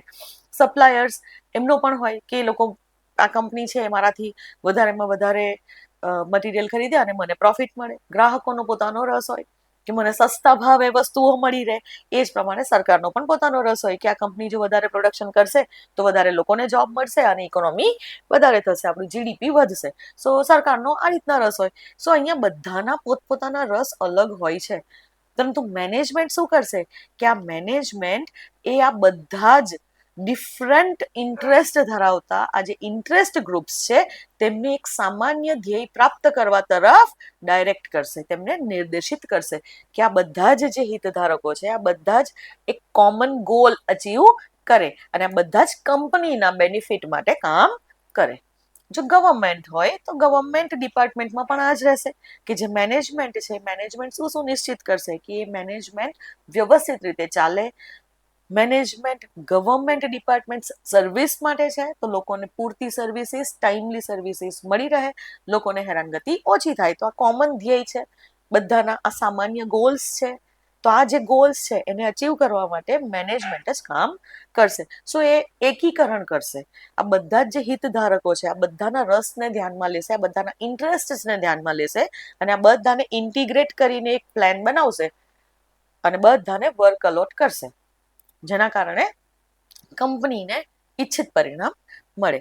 અને આ જે છે કે મેનેજમેન્ટ શું કરશે તો વિવિધ હિત જૂથોના વિવિધ હિતો વચ્ચે સંતુલન રાખશે, કોઈને નુકસાન ન થાય એ પ્રમાણે એક સંતુલન રાખશે અને તેથી તેઓને ઈચ્છિત કામગીરીનું સ્તર પ્રાપ્ત કરવા માટે એકીકૃત કરશે. સમજાયું? ચલો, સમજણ ન પડે તો મને કમેન્ટ કરી દેજો, હું ત્યાં તમને સમજાવી દઈશ. અને જો એવું હશે કે તમારો ડાઉટ એવો છે કે જે ત્યાં લખીને સમજાવી નહીં શકાય, વધારે મોટો છે, તો નેક્સ્ટ લેક્ચરની અંદર એ ડાઉટ્સ હું પહેલા સોલ્વ કરી લઈશું. અને જો ફ્રેન્ડ્સ તમને લાઈવ લેક્ચર જોઈતા હોય આના માટે કે જેથી આપણે સામસામે વાત કરી શકીએ, તમે તમારા ડાઉટ્સ મને લાઈવમાં પૂછી શકો, તો પણ તમે મને જણાવજો. હું રાત્રે 9 વાગ્યે આ મેનેજમેન્ટ એટલે કે આપણે આ જે સંબંધિત વિષય છે તેના માટે લાઈવ પણ આવી શકું છું. તમારા ઉપર છે. મને જો વધારે લોકો કમેન્ટ કરશે કે તેમને લાઈવ સેશન જોઈએ છે, તેમને આમાં થોડી દિક્કત આવે છે, પ્રોબ્લેમ્સ આવે છે કે સમજવામાં, અથવા તો તમે ડાઉટ્સ નથી પૂછી શકતા, મને મારી સાથે વાતચીત નથી કરી શકતા, કોન્ટેક્ટ નથી કરી શકતા મારો, તો તમે મને એ પણ કહેશો, તો હું તમને નેક્સ્ટ સેશનથી આપણે લાઈવ સેશન લઈશું. 2 કલાકના સેશન રાખીશું જનરલી, અને એની અંદર અથવા તો એક ચેપ્ટર વાઇઝ આપણે લઈશું કે લાઈવ સેશન રાખીશું, એક ચેપ્ટર આપણું પતે ત્યાં આપણે લેક્ચર્સ પૂરો કરીશું. તો મતલબ મેક્સિમમ 2 અવર્સની અંદર આપણે આ કામ કરીશું. તો એવું પણ કરી શકાય. સો તમે મને જે પ્રમાણે જણાવશો તે પ્રમાણે હું આગળ જઈશ. નેક્સ્ટ મહત્વ મેનેજમેન્ટનું શું છે? તો એ સમાજમાં સ્થિરતા લાવવાનું કામ કરે છે, તે સોસાયટીમાં સ્ટેબિલિટી લાવે છે. કઈ રીતે? તો વ્યવસ્થાપન એકચ્યુઅલી કેવું હોય કે બાહ્ય પરિબળો અમુક હોય છે, અમુક એક્સટર્નલ ફેક્ટર્સ હોય છે કે જેમાં ફ્લક્ચ્યુએશન્સ આવતા રહે છે. આ જે ફ્લક્ચ્યુએશન, આ જે વધઘટ થતી હોય છે બાહ્ય પરિબળોમાં, એના અનુસાર તે સંસાધનોમાં ફેરફાર કરે અને સમાજમાં સ્થિરતા લાવે છે. હવે આ જે બાહ્ય પરિબળો એ કેવા હોઈ શકે છે? તો એ કોઈ સરકારી નીતિ હોઈ શકે. સપોઝ સરકારી નીતિ ચેન્જ થઈ તો તે પ્રમાણે કંપનીએ પોતપોતાના, એટલે કે આ જે વ્યવસ્થાપન છે તેને તેની ટેકનિક્સ, તેને તેની મેથડ્સ બદલવી પડે. બીજું કે કોઈ કોમ્પિટિશન આવી હવે વધારે, જેમ કે આપણે હમણાં જ એક્ઝામ્પલ લીધું હતું ને, પેલી ઘડિયાળોનું, મોરબીમાં જે ઘડિયાળની કંપની હતી, તો એને સ્પર્ધા આવી ગઈ ને, કોના થ્રુ? એનાલોગ વોચની સામે ડિજિટલ વોચ, એની સ્પર્ધા આવી ગઈ. તો હવે એમને ઇલેક્ટ્રોનિક ઘડિયાળો બનાવવાની જરૂર પડી, તો આ જે સ્પર્ધા આવી, આ એક્સટર્નલ ફેક્ટર થઈ ગયું કે હવે જે સ્પર્ધા આવી તે ડિફરન્ટ ટાઈપની આવી, અને જેના કારણે એમને હવે ચેન્જ કરવો પડ્યો. તો એ કરશે. ઇવન કોઈ નવી ટેકનોલોજી આવે તો પણ આ વસ્તુ થશે કે હવે જૂની ટેકનોલોજીથી જે પ્રોડક્શન કરતા હતા, કે જે રીતે જે ટેકનોલોજી વાપરતા તે હવે આઉટડેટેડ છે, એ હવે વધારે મોંઘી પડવાના શક્યતા છે. તો એ પણ ચેન્જ કરશે, અને એના કારણે સમાજમાં એક સ્થિરતા આવે. સમાજમાં સ્થિરતા શા માટે આવશે? બીકોઝ જો એક વસ્તુનું પ્રોડક્શન ઓછું થઈ જાય, એસેન્શિયલ વસ્તુ છે. આપણે તો હવે ઘડિયાળની વાત કરતા હતા, તો ઓકે સ્માર્ટ વોચીસ મળશે કે નહીં મળશે એનો વાંધો નથી, પણ હવે તમે સમજો કે કપડાનું પ્રોડક્શન ઓછું થઈ ગયું, કોટન પ્રોડક્શન ઓછું થઈ ગયું આપણી કન્ટ્રીની અંદર, અથવા તો એવી કંઈક steel production, suppose steel industry છે, તો એનું જો પ્રોડક્શન ઓછું થઈ જાય તો આપણને કેટલું બધું ફોરેક્સ બહાર આપી દેવું પડે, દેશને કેટલું, મતલબ વિદેશી ભંડોળ આપણી પાસે વિદેશી ભંડોળ પણ તો આવે તો નહીં જ, પણ એ વપરાઈ જાય ને ઘણું બધું, આપણે ઇન્વેસ્ટ કરવું પડે, આપણે ઇમ્પોર્ટ બિલ આપણું વધી જાય. અને એટલે આપણી જે કંપનીઝ છે, સ્ટીલ કંપનીઝ, એ વધારે સારી રીતે વર્ક કરતી હોવી જોઈએ ને. જો એ ન થાય તો સમાજમાં સ્થિરતા ન આવે, કેમ કે જો કદાચ કોઈ સ્ટીલ કંપની બંધ થઈ જાય તો એના જે હજારો જે મજૂરો છે તે હજારો મજૂરોની રોજી છીનવાઈ જાય, અને એ રોજી છીનવાઈ જશે તો ઓબ્વિયસલી એ જગ્યાએ સ્થિરતા રહેશે નહીં. ગરીબી આવશે, ભૂખમરો આવશે, અને એના કારણે પછી સોશિયલ અનરેસ્ટ પણ થાય, એટલે કે સમાજમાં વિદ્રોહો પણ જન્મે, વ્યાપક અશાંતિ પેદા થાય. અને એટલા માટે સમાજમાં સ્થિરતા ક્યારે આવે? કે જ્યારે બધી જ વસ્તુ એક વ્યવસ્થિત રીતે કામ કરતી હોય. પણ ઓલવેઝ પરિસ્થિતિ સેમ રહેવી જરૂરી નથી, અને વ્યવસ્થાપને આ પરિસ્થિતિઓ સાથે ચેન્જ કરવો પડે છે. એટલે કે જે ફ્લક્ચ્યુએશન્સ આવશે, આ જે વધઘટ થયા કરશે અમુક ફેક્ટર્સની અંદર, તેના લીધે પણ તેને ચેન્જ કરી અને એક સ્થિરતા લાવવી પડે. બીજું કે ઘણા સફળ મેનેજરો એવા હોય છે કે જે ભવિષ્યના ફેરફારોની આગાહી પણ કરે છે. તે લોકોને ખબર હોય કે હવે આ કઈ દિશામાં ટ્રેન્ડ જઈ રહ્યો છે, કઈ દિશામાં કન્ઝ્યુમર્સની રુચિ જઈ રહી છે, કઈ રીતે આપણી કોમ્પિટિશન વધી શકે છે, અને એની એ આગાહી કરશે. અને આગાહીના આધારે જે ઓલરેડી આવવાના જે ફ્લક્ચ્યુએશન્સ આવનાર છે એની સાથે ઓલરેડી અનુકૂલન સાધવાના ટ્રાય કરશે. એ લોકો પહેલેથી જ પ્લાન કરી લેશે કે આપણે હવે આ રીતે ધીરે ધીરે અપગ્રેડેશન કરીએ ટેકનોલોજીનું, આપણે ધીરે ધીરે બદલાવ લાવીએ. સો આ રીતે એ સમાજમાં સ્થિરતા લાવવાનું કામ પણ વ્યવસ્થાપન કરે છે અથવા સંચાલન કરે છે. ત્યાર પછી ઇનોવેશન ઇન્કોર્પોરેટ કરવા માટે પણ મહત્વના છે મેનેજમેન્ટ. નવીનતાનો સમાવેશ કરવા માટે પણ વ્યવસ્થાપન ઘણું મહત્વનું છે. શા માટે?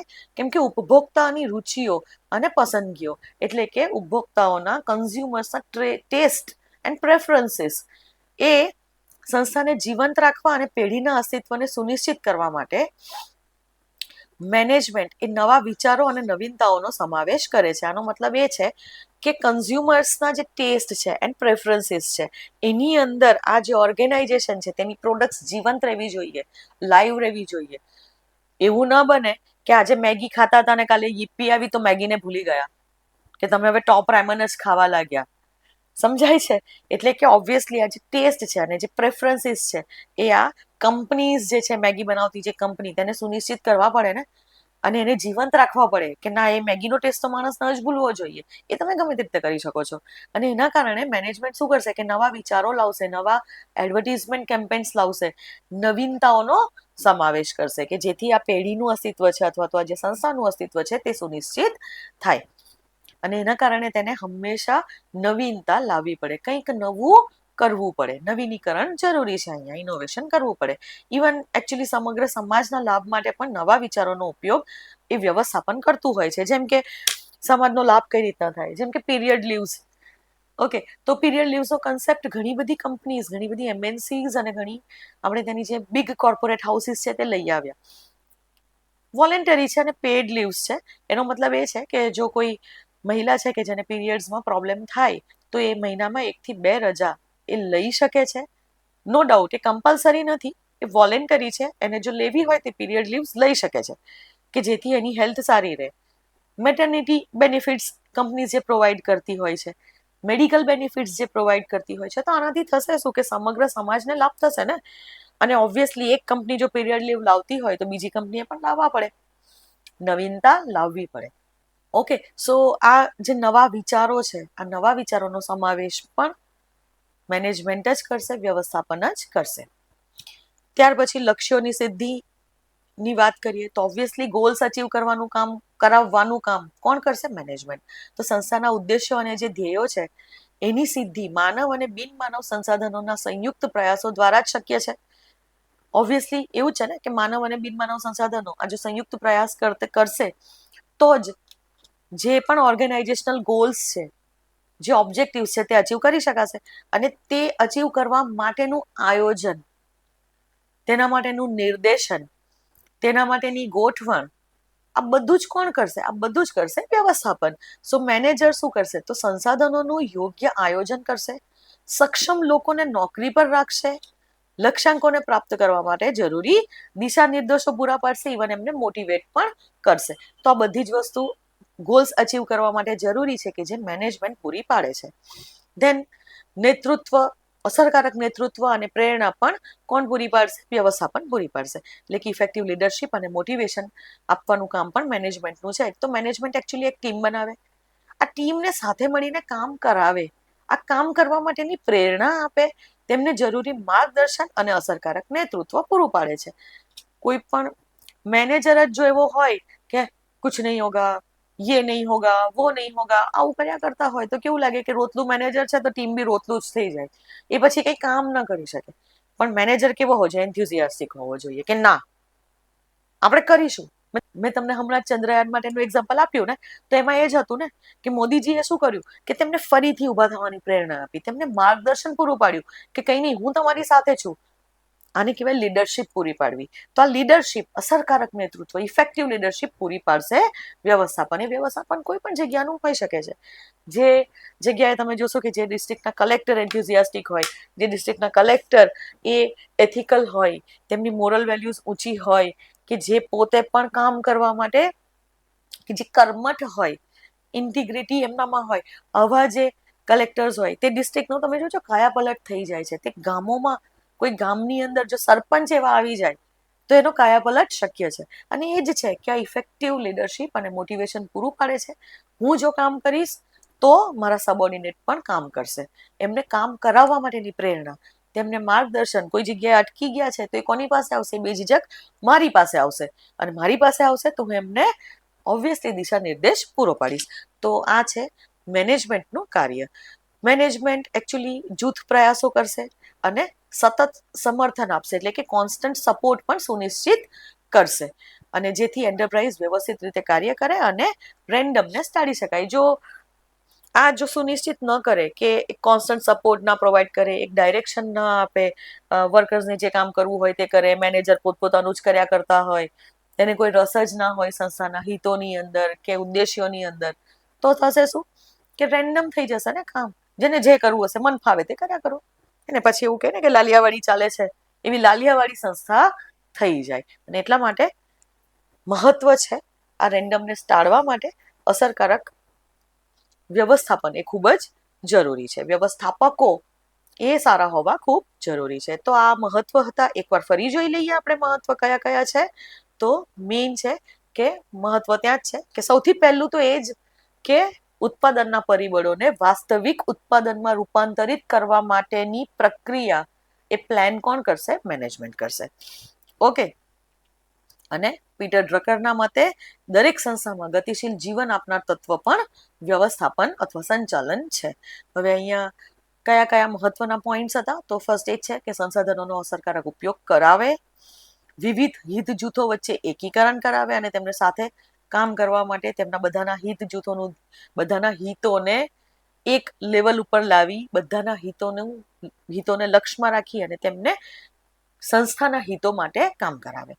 ત્યાર પછી સમાજમાં સ્થિરતા લાવવાનું કામ કરશે, નવીનતાનો સમાવેશ કરવા માટે મેનેજમેન્ટ મહત્વનું છે, લક્ષ્યોની સિદ્ધિ કરવા માટે મેનેજમેન્ટ મહત્વનું છે, મેનેજમેન્ટ અસરકારક નેતૃત્વ અને પ્રેરણા પૂરી પાડે છે.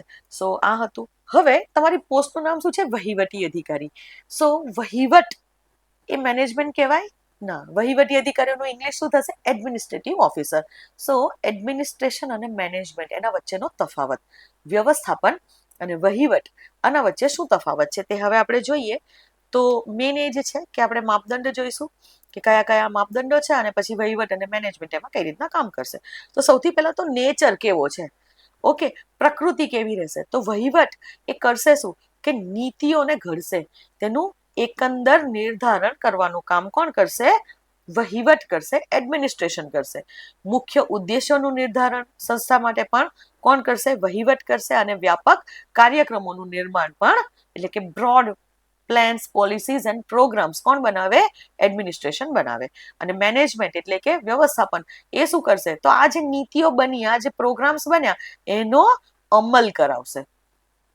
અને આ અમલ કરવા માટે તે માનવ અને બિનમાનવ સંસાધનોની મદદ લેશે અને ઉદ્દેશ્યો પ્રાપ્ત કરશે.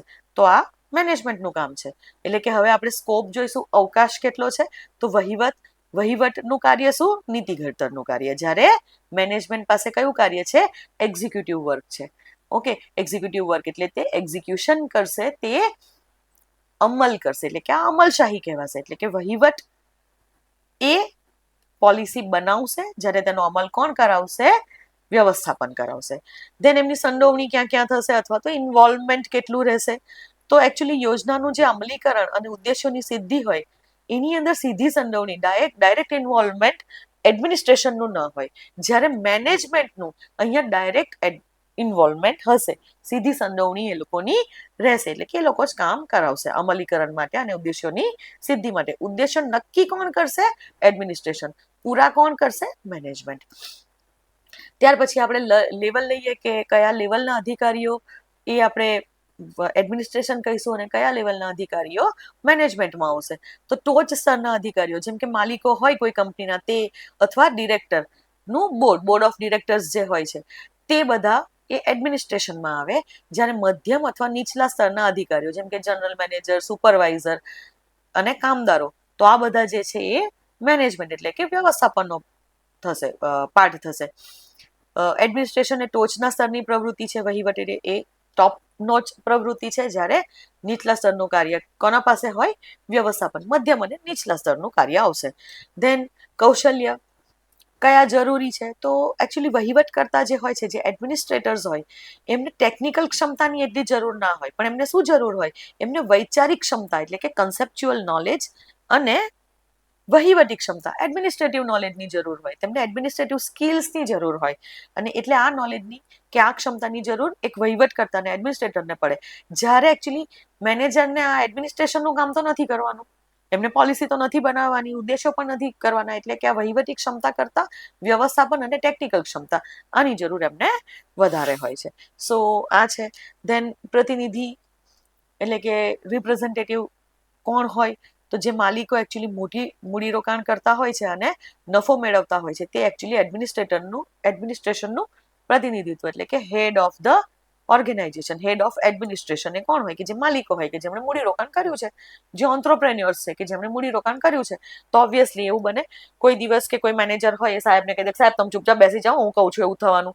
એવું ના હોય ને. મેનેજરનો પ્લાન ગમે એટલો સારો હોય કે ગમે તે હોય, પેલો જો માલિક કહી દે કે ના આ રીતના થવું જોઈએ, કે આ જ વસ્તુ છે, આપણે આટલું જ કરવાનું છે, તો મેનેજરને બેસી જ રહેવું પડે ને ત્યાં. એટલે કે એ જ છે કે જે માલિકો મોટો મૂડીરોકાણ કરશે તે જ ઓલ એન્ડ ઓલ હોય, કે તે એડમિનિસ્ટ્રેશનનો હેડ હોય. જ્યારે એકચ્યુઅલી મેનેજમેન્ટનું પ્રતિનિધિત્વ કોણ કરે, કે મેનેજમેન્ટમાં કોણ હોય, કયા રિપ્રેઝેન્ટેટિવ્સ હોય, તો પૈસા માટે કામ કરતા પગારદાર વ્યક્તિઓ, એટલે કે જે સેલેરીડ એમ્પ્લોઈઝ હોય છે. એટલે કે મેનેજર્સ જે હોય એમને પૈસા આપવામાં આવે, સીઈઓ કંપનીના, તો એમને પૈસા આપવામાં આવે ને, ત્યારે એ કામ કરશે, એ મેનેજ કરશે આખી વસ્તુને. અને એટલે એ મેનેજમેન્ટનું પ્રતિનિધિત્વ કોણ કરે, તો પગારદાર વ્યક્તિઓ, કે જે પૈસા માટે કામ કરે છે. જ્યારે એડમિનિસ્ટ્રેશનનું પ્રતિનિધિત્વ કોણ કરશે, કે જે મૂડી રોકાણ કરે છે અને જેમને વળતર તરીકે શું મળશે, નફો મળશે. અહીંયા વળતર તરીકે પગાર મળશે. ક્લિયર? ધેન ઉપયોગની વાત કરીએ, કે આ જે જ્ઞાન છે, વહીવટનું જ્ઞાન, વહીવટી જ્ઞાન અને વ્યવસ્થાપનનું જ્ઞાન, તો એનો ઉપયોગ ક્યાં કરી શકાય, કઈ જગ્યાએ થાય, તો વહીવટ જ્ઞાન મોટે ભાગે સરકારી ક્ષેત્રે, લશ્કરી ક્ષેત્રે, શૈક્ષણિક ક્ષેત્રે, સામાજિક અને સાંસ્કૃતિક સંગઠનોમાં ઉપયોગી થાય છે, કે ત્યાં એકચ્યુઅલી તમારે એડમિનિસ્ટ્રેશન કરવું પડે. જ્યારે મેનેજમેન્ટ શિસ્ત જે હોય છે, એટલે કે વહીવટી જે જ્ઞાન હોય છે, જ્યારે વ્યવસ્થાપનનું જ્ઞાન, એટલે કે મેનેજમેન્ટ શિસ્ત એટલે કે વ્યવસ્થાપનનું જે જ્ઞાન છે એ મોટે ભાગે નફા કરતી વ્યાવસાયિક સંસ્થાનોની અંદર ઉપયોગી છે. એટલે કે આવા જે સંસ્થાઓ હોય, આવી જે સંસ્થાઓ હોય કે જે વ્યાવસાયિક સંસ્થા છે, કે જે નફો કરે છે, પ્રોફિટ ઓરિએન્ટેડ ઓર્ગેનાઇઝેશન, એમાં એકચ્યુઅલી તમને વ્યવસ્થાપનનું જ્ઞાન જરૂરી હોય, જ્યારે એડમિનિસ્ટ્રેશનનું જ્ઞાન આ બધા જે સર્વિસ રિલેટેડ ઓર્ગેનાઇઝેશન હોય ત્યાં જરૂરી હોય. ધેન પદ કહીએ કે કયા પદના આ હોલ્ડર્સ થશે, કયા પદના આ વ્યક્તિઓ થાય, તો જે એડમિનિસ્ટ્રેટર્સ હોય એ એક આચાર્ય તરીકે કાર્ય કરે. આચાર્ય તરીકે કાર્ય કરે એટલે કે ઓલ એન્ડ ઓન કરતા ધરતા તરીકે કાર્ય કરે. જ્યારે મેનેજમેન્ટ એક એજન્સી તરીકે કાર્ય કરે, કે એજન્સી પ્રોવાઈડ કરે છે તમને, એ કામ કરે છે તમારા માટેનું, એ એડમિનિસ્ટ્રેશન થકી કામ કરાવે છે, એટલે કે એક એજન્સી તરીકે કાર્ય કરશે. સો આ ડિફરન્સ હતો વ્યવસ્થાપન અને વહીવટ વચ્ચેનો. હવે એક કન્સેપ્ટ છે વ્યવસ્થાપનની સાર્વત્રિકતા અથવા સર્વવ્યાપકતા, એટલે કે યુનિવર્સાલિટી ઓફ મેનેજમેન્ટ, કે આ જે વ્યવસ્થાપન છે, આ વ્યવસ્થાપન સાર્વત્રિક છે કે નહીં, સર્વવ્યાપક છે કે નહીં, એના માટેની આર્ગ્યુમેન્ટ્સ છે. ઓકે, તો એકચ્યુઅલી ઘણા લોકો એવું માને છે કે મેનેજમેન્ટ એ યુનિવર્સલ છે, વ્યવસ્થાપનને સાર્વત્રિક રીતે એપ્લાય કરી શકાય તેવું છે, અથવા તો તે સર્વવ્યાપક છે, બધી જ જગ્યાએ તમને વહીવટ એ જોવા મળશે. તો અહીંયા એ જ છે કે મેનેજમેન્ટના જે કાર્યો છે, તો એના માટેની આર્ગ્યુમેન્ટ્સ ફોર, એટલે કે તેના તરફેણની જે દલીલો છે તે કેવી છે, તો મેનેજમેન્ટના કાર્યો સાર્વત્રિક છે એવું જણાવે છે. તો એવી દલીલ કરવામાં આવે છે કે મેનેજમેન્ટના કાર્યો કયા કયા કાર્યો, જેમ કે આયોજન, ગોઠવણ, સ્ટાફિંગ, નિર્દેશન અને નિયંત્રણ, આ એ દરેક જગ્યાએ એક જ હોય, ચાહે ભલે કોઈ પણ દેશ હોય, વ્યવસાયનું કદ ગમે તેવું હોય, એ એક માઇક્રો એન્ટરપ્રાઇઝ હોય, એટલે કે એક સૂક્ષ્મ કદનો ઉદ્યોગ હોય, કે એક લાર્જ એન્ટરપ્રાઇઝ હોય, એક મોટી એન્ટરપ્રાઇઝ હોય, તો પણ એટલે કે વ્યવસાયનું કદ કેવું છે, કે કોઈ પણ સંસ્કૃતિ હોય, આ બધાને ધ્યાનમાં લીધા વિના જ એક સમાન હોય છે, કે આ પ્રિન્સિપલ્સ એ સેમ રહેવાના. તમે કોઈ પણ દેશમાં જાઓ, કોઈ પણ કંપનીમાં જાઓ, તો ત્યાં પ્લાનિંગ કરવું પડે કે ના કરવું પડે, ત્યાં તમારે ઓર્ગેનાઇઝેશન કરવું પડે, ત્યાં સ્ટાફિંગ પણ કરવું પડે ને નિર્દેશન કરવું પડે. તો આ બધી વસ્તુઓ કોમન રહેશે એવું કહેવાય છે. એટલે કે એનો મતલબ એ છે કે યુનિવર્સાલિટી પ્રિન્સિપલનો મતલબ એ છે કે સમાન રીતે બધી જગ્યાએ આ મેનેજમેન્ટના સિદ્ધાંતોને આપણે લાગુ કરીએ છીએ અને લાગુ કરી શકાય તેવા છે. ઇવન મેનેજરોની વાત કરીએ તો તેમના પણ અલગ અલગ સ્તર હોય. એક હોય જનરલ મેનેજર, પછી આવે આસિસ્ટન્ટ જનરલ મેનેજર, એની નીચે આવશે સુપર મેનેજર, એની નીચે આવે સુપરવાઇઝર. તો આવા ઘણા બધા મેનેજમેન્ટમાં પણ અલગ અલગ લેવલ્સ હોય ઓર્ગેનાઇઝેશનના. તો આ જે સ્તર છે, આ જે લેવલ્સ છે, એને ધ્યાનમાં લીધા વિના એ પણ સમાન કાર્યો કરે જ છે ને. એક મોટી ડિપાર્ટમેન્ટ છે તો આખા ડિપાર્ટમેન્ટનો જે મેઇન મેનેજર હોય, જનરલ મેનેજર, આ જનરલ મેનેજર શું કરશે? ડિપાર્ટમેન્ટ માટે આખું એક મેનેજમેન્ટ કરશે. પછી એ શું કરશે કે અલગ અલગ ખાતાઓમાં વહેંચણી કરશે, અને વહેંચણી કરશે એની નીચે પછી એક ખાતા માટે એક મેનેજર હોય, અને એ મેનેજર પછી ત્યાં કરશે. તો એ પણ આ જે સેમ કાર્યો, પેલો જે મોટો જે બ્રોડ પ્લાન આવ્યો એ બધા પ્લાનને પોતાના ડિપાર્ટમેન્ટ માટે એપ્લાય કરશે. સો લેવલ કંઈ પણ હોય મેનેજરનું, કામ તો એ આ બધા કરવાના જ છે. ઠીક છે, ખાલી તફાવત એ જ છે કે કાર્યોની તીવ્રતામાં, ઇન્ટેન્સિટીમાં તફાવત હોય. હવે તમે વિચારો કે જે પેલા મોટા લેવલના જે જનરલ મેનેજર કે કોઈ કંપનીના સીઈઓ હોય, તો એનું જે પ્લાનિંગ છે એનો સ્કોપ મોટો થઈ જાય, એની તીવ્રતા, એની ઇન્ટેન્સિટી વધી જાય, કેમ કે એને આખી ઓર્ગેનાઇઝેશનનું એક સંચાલન કરવાનું છે ને.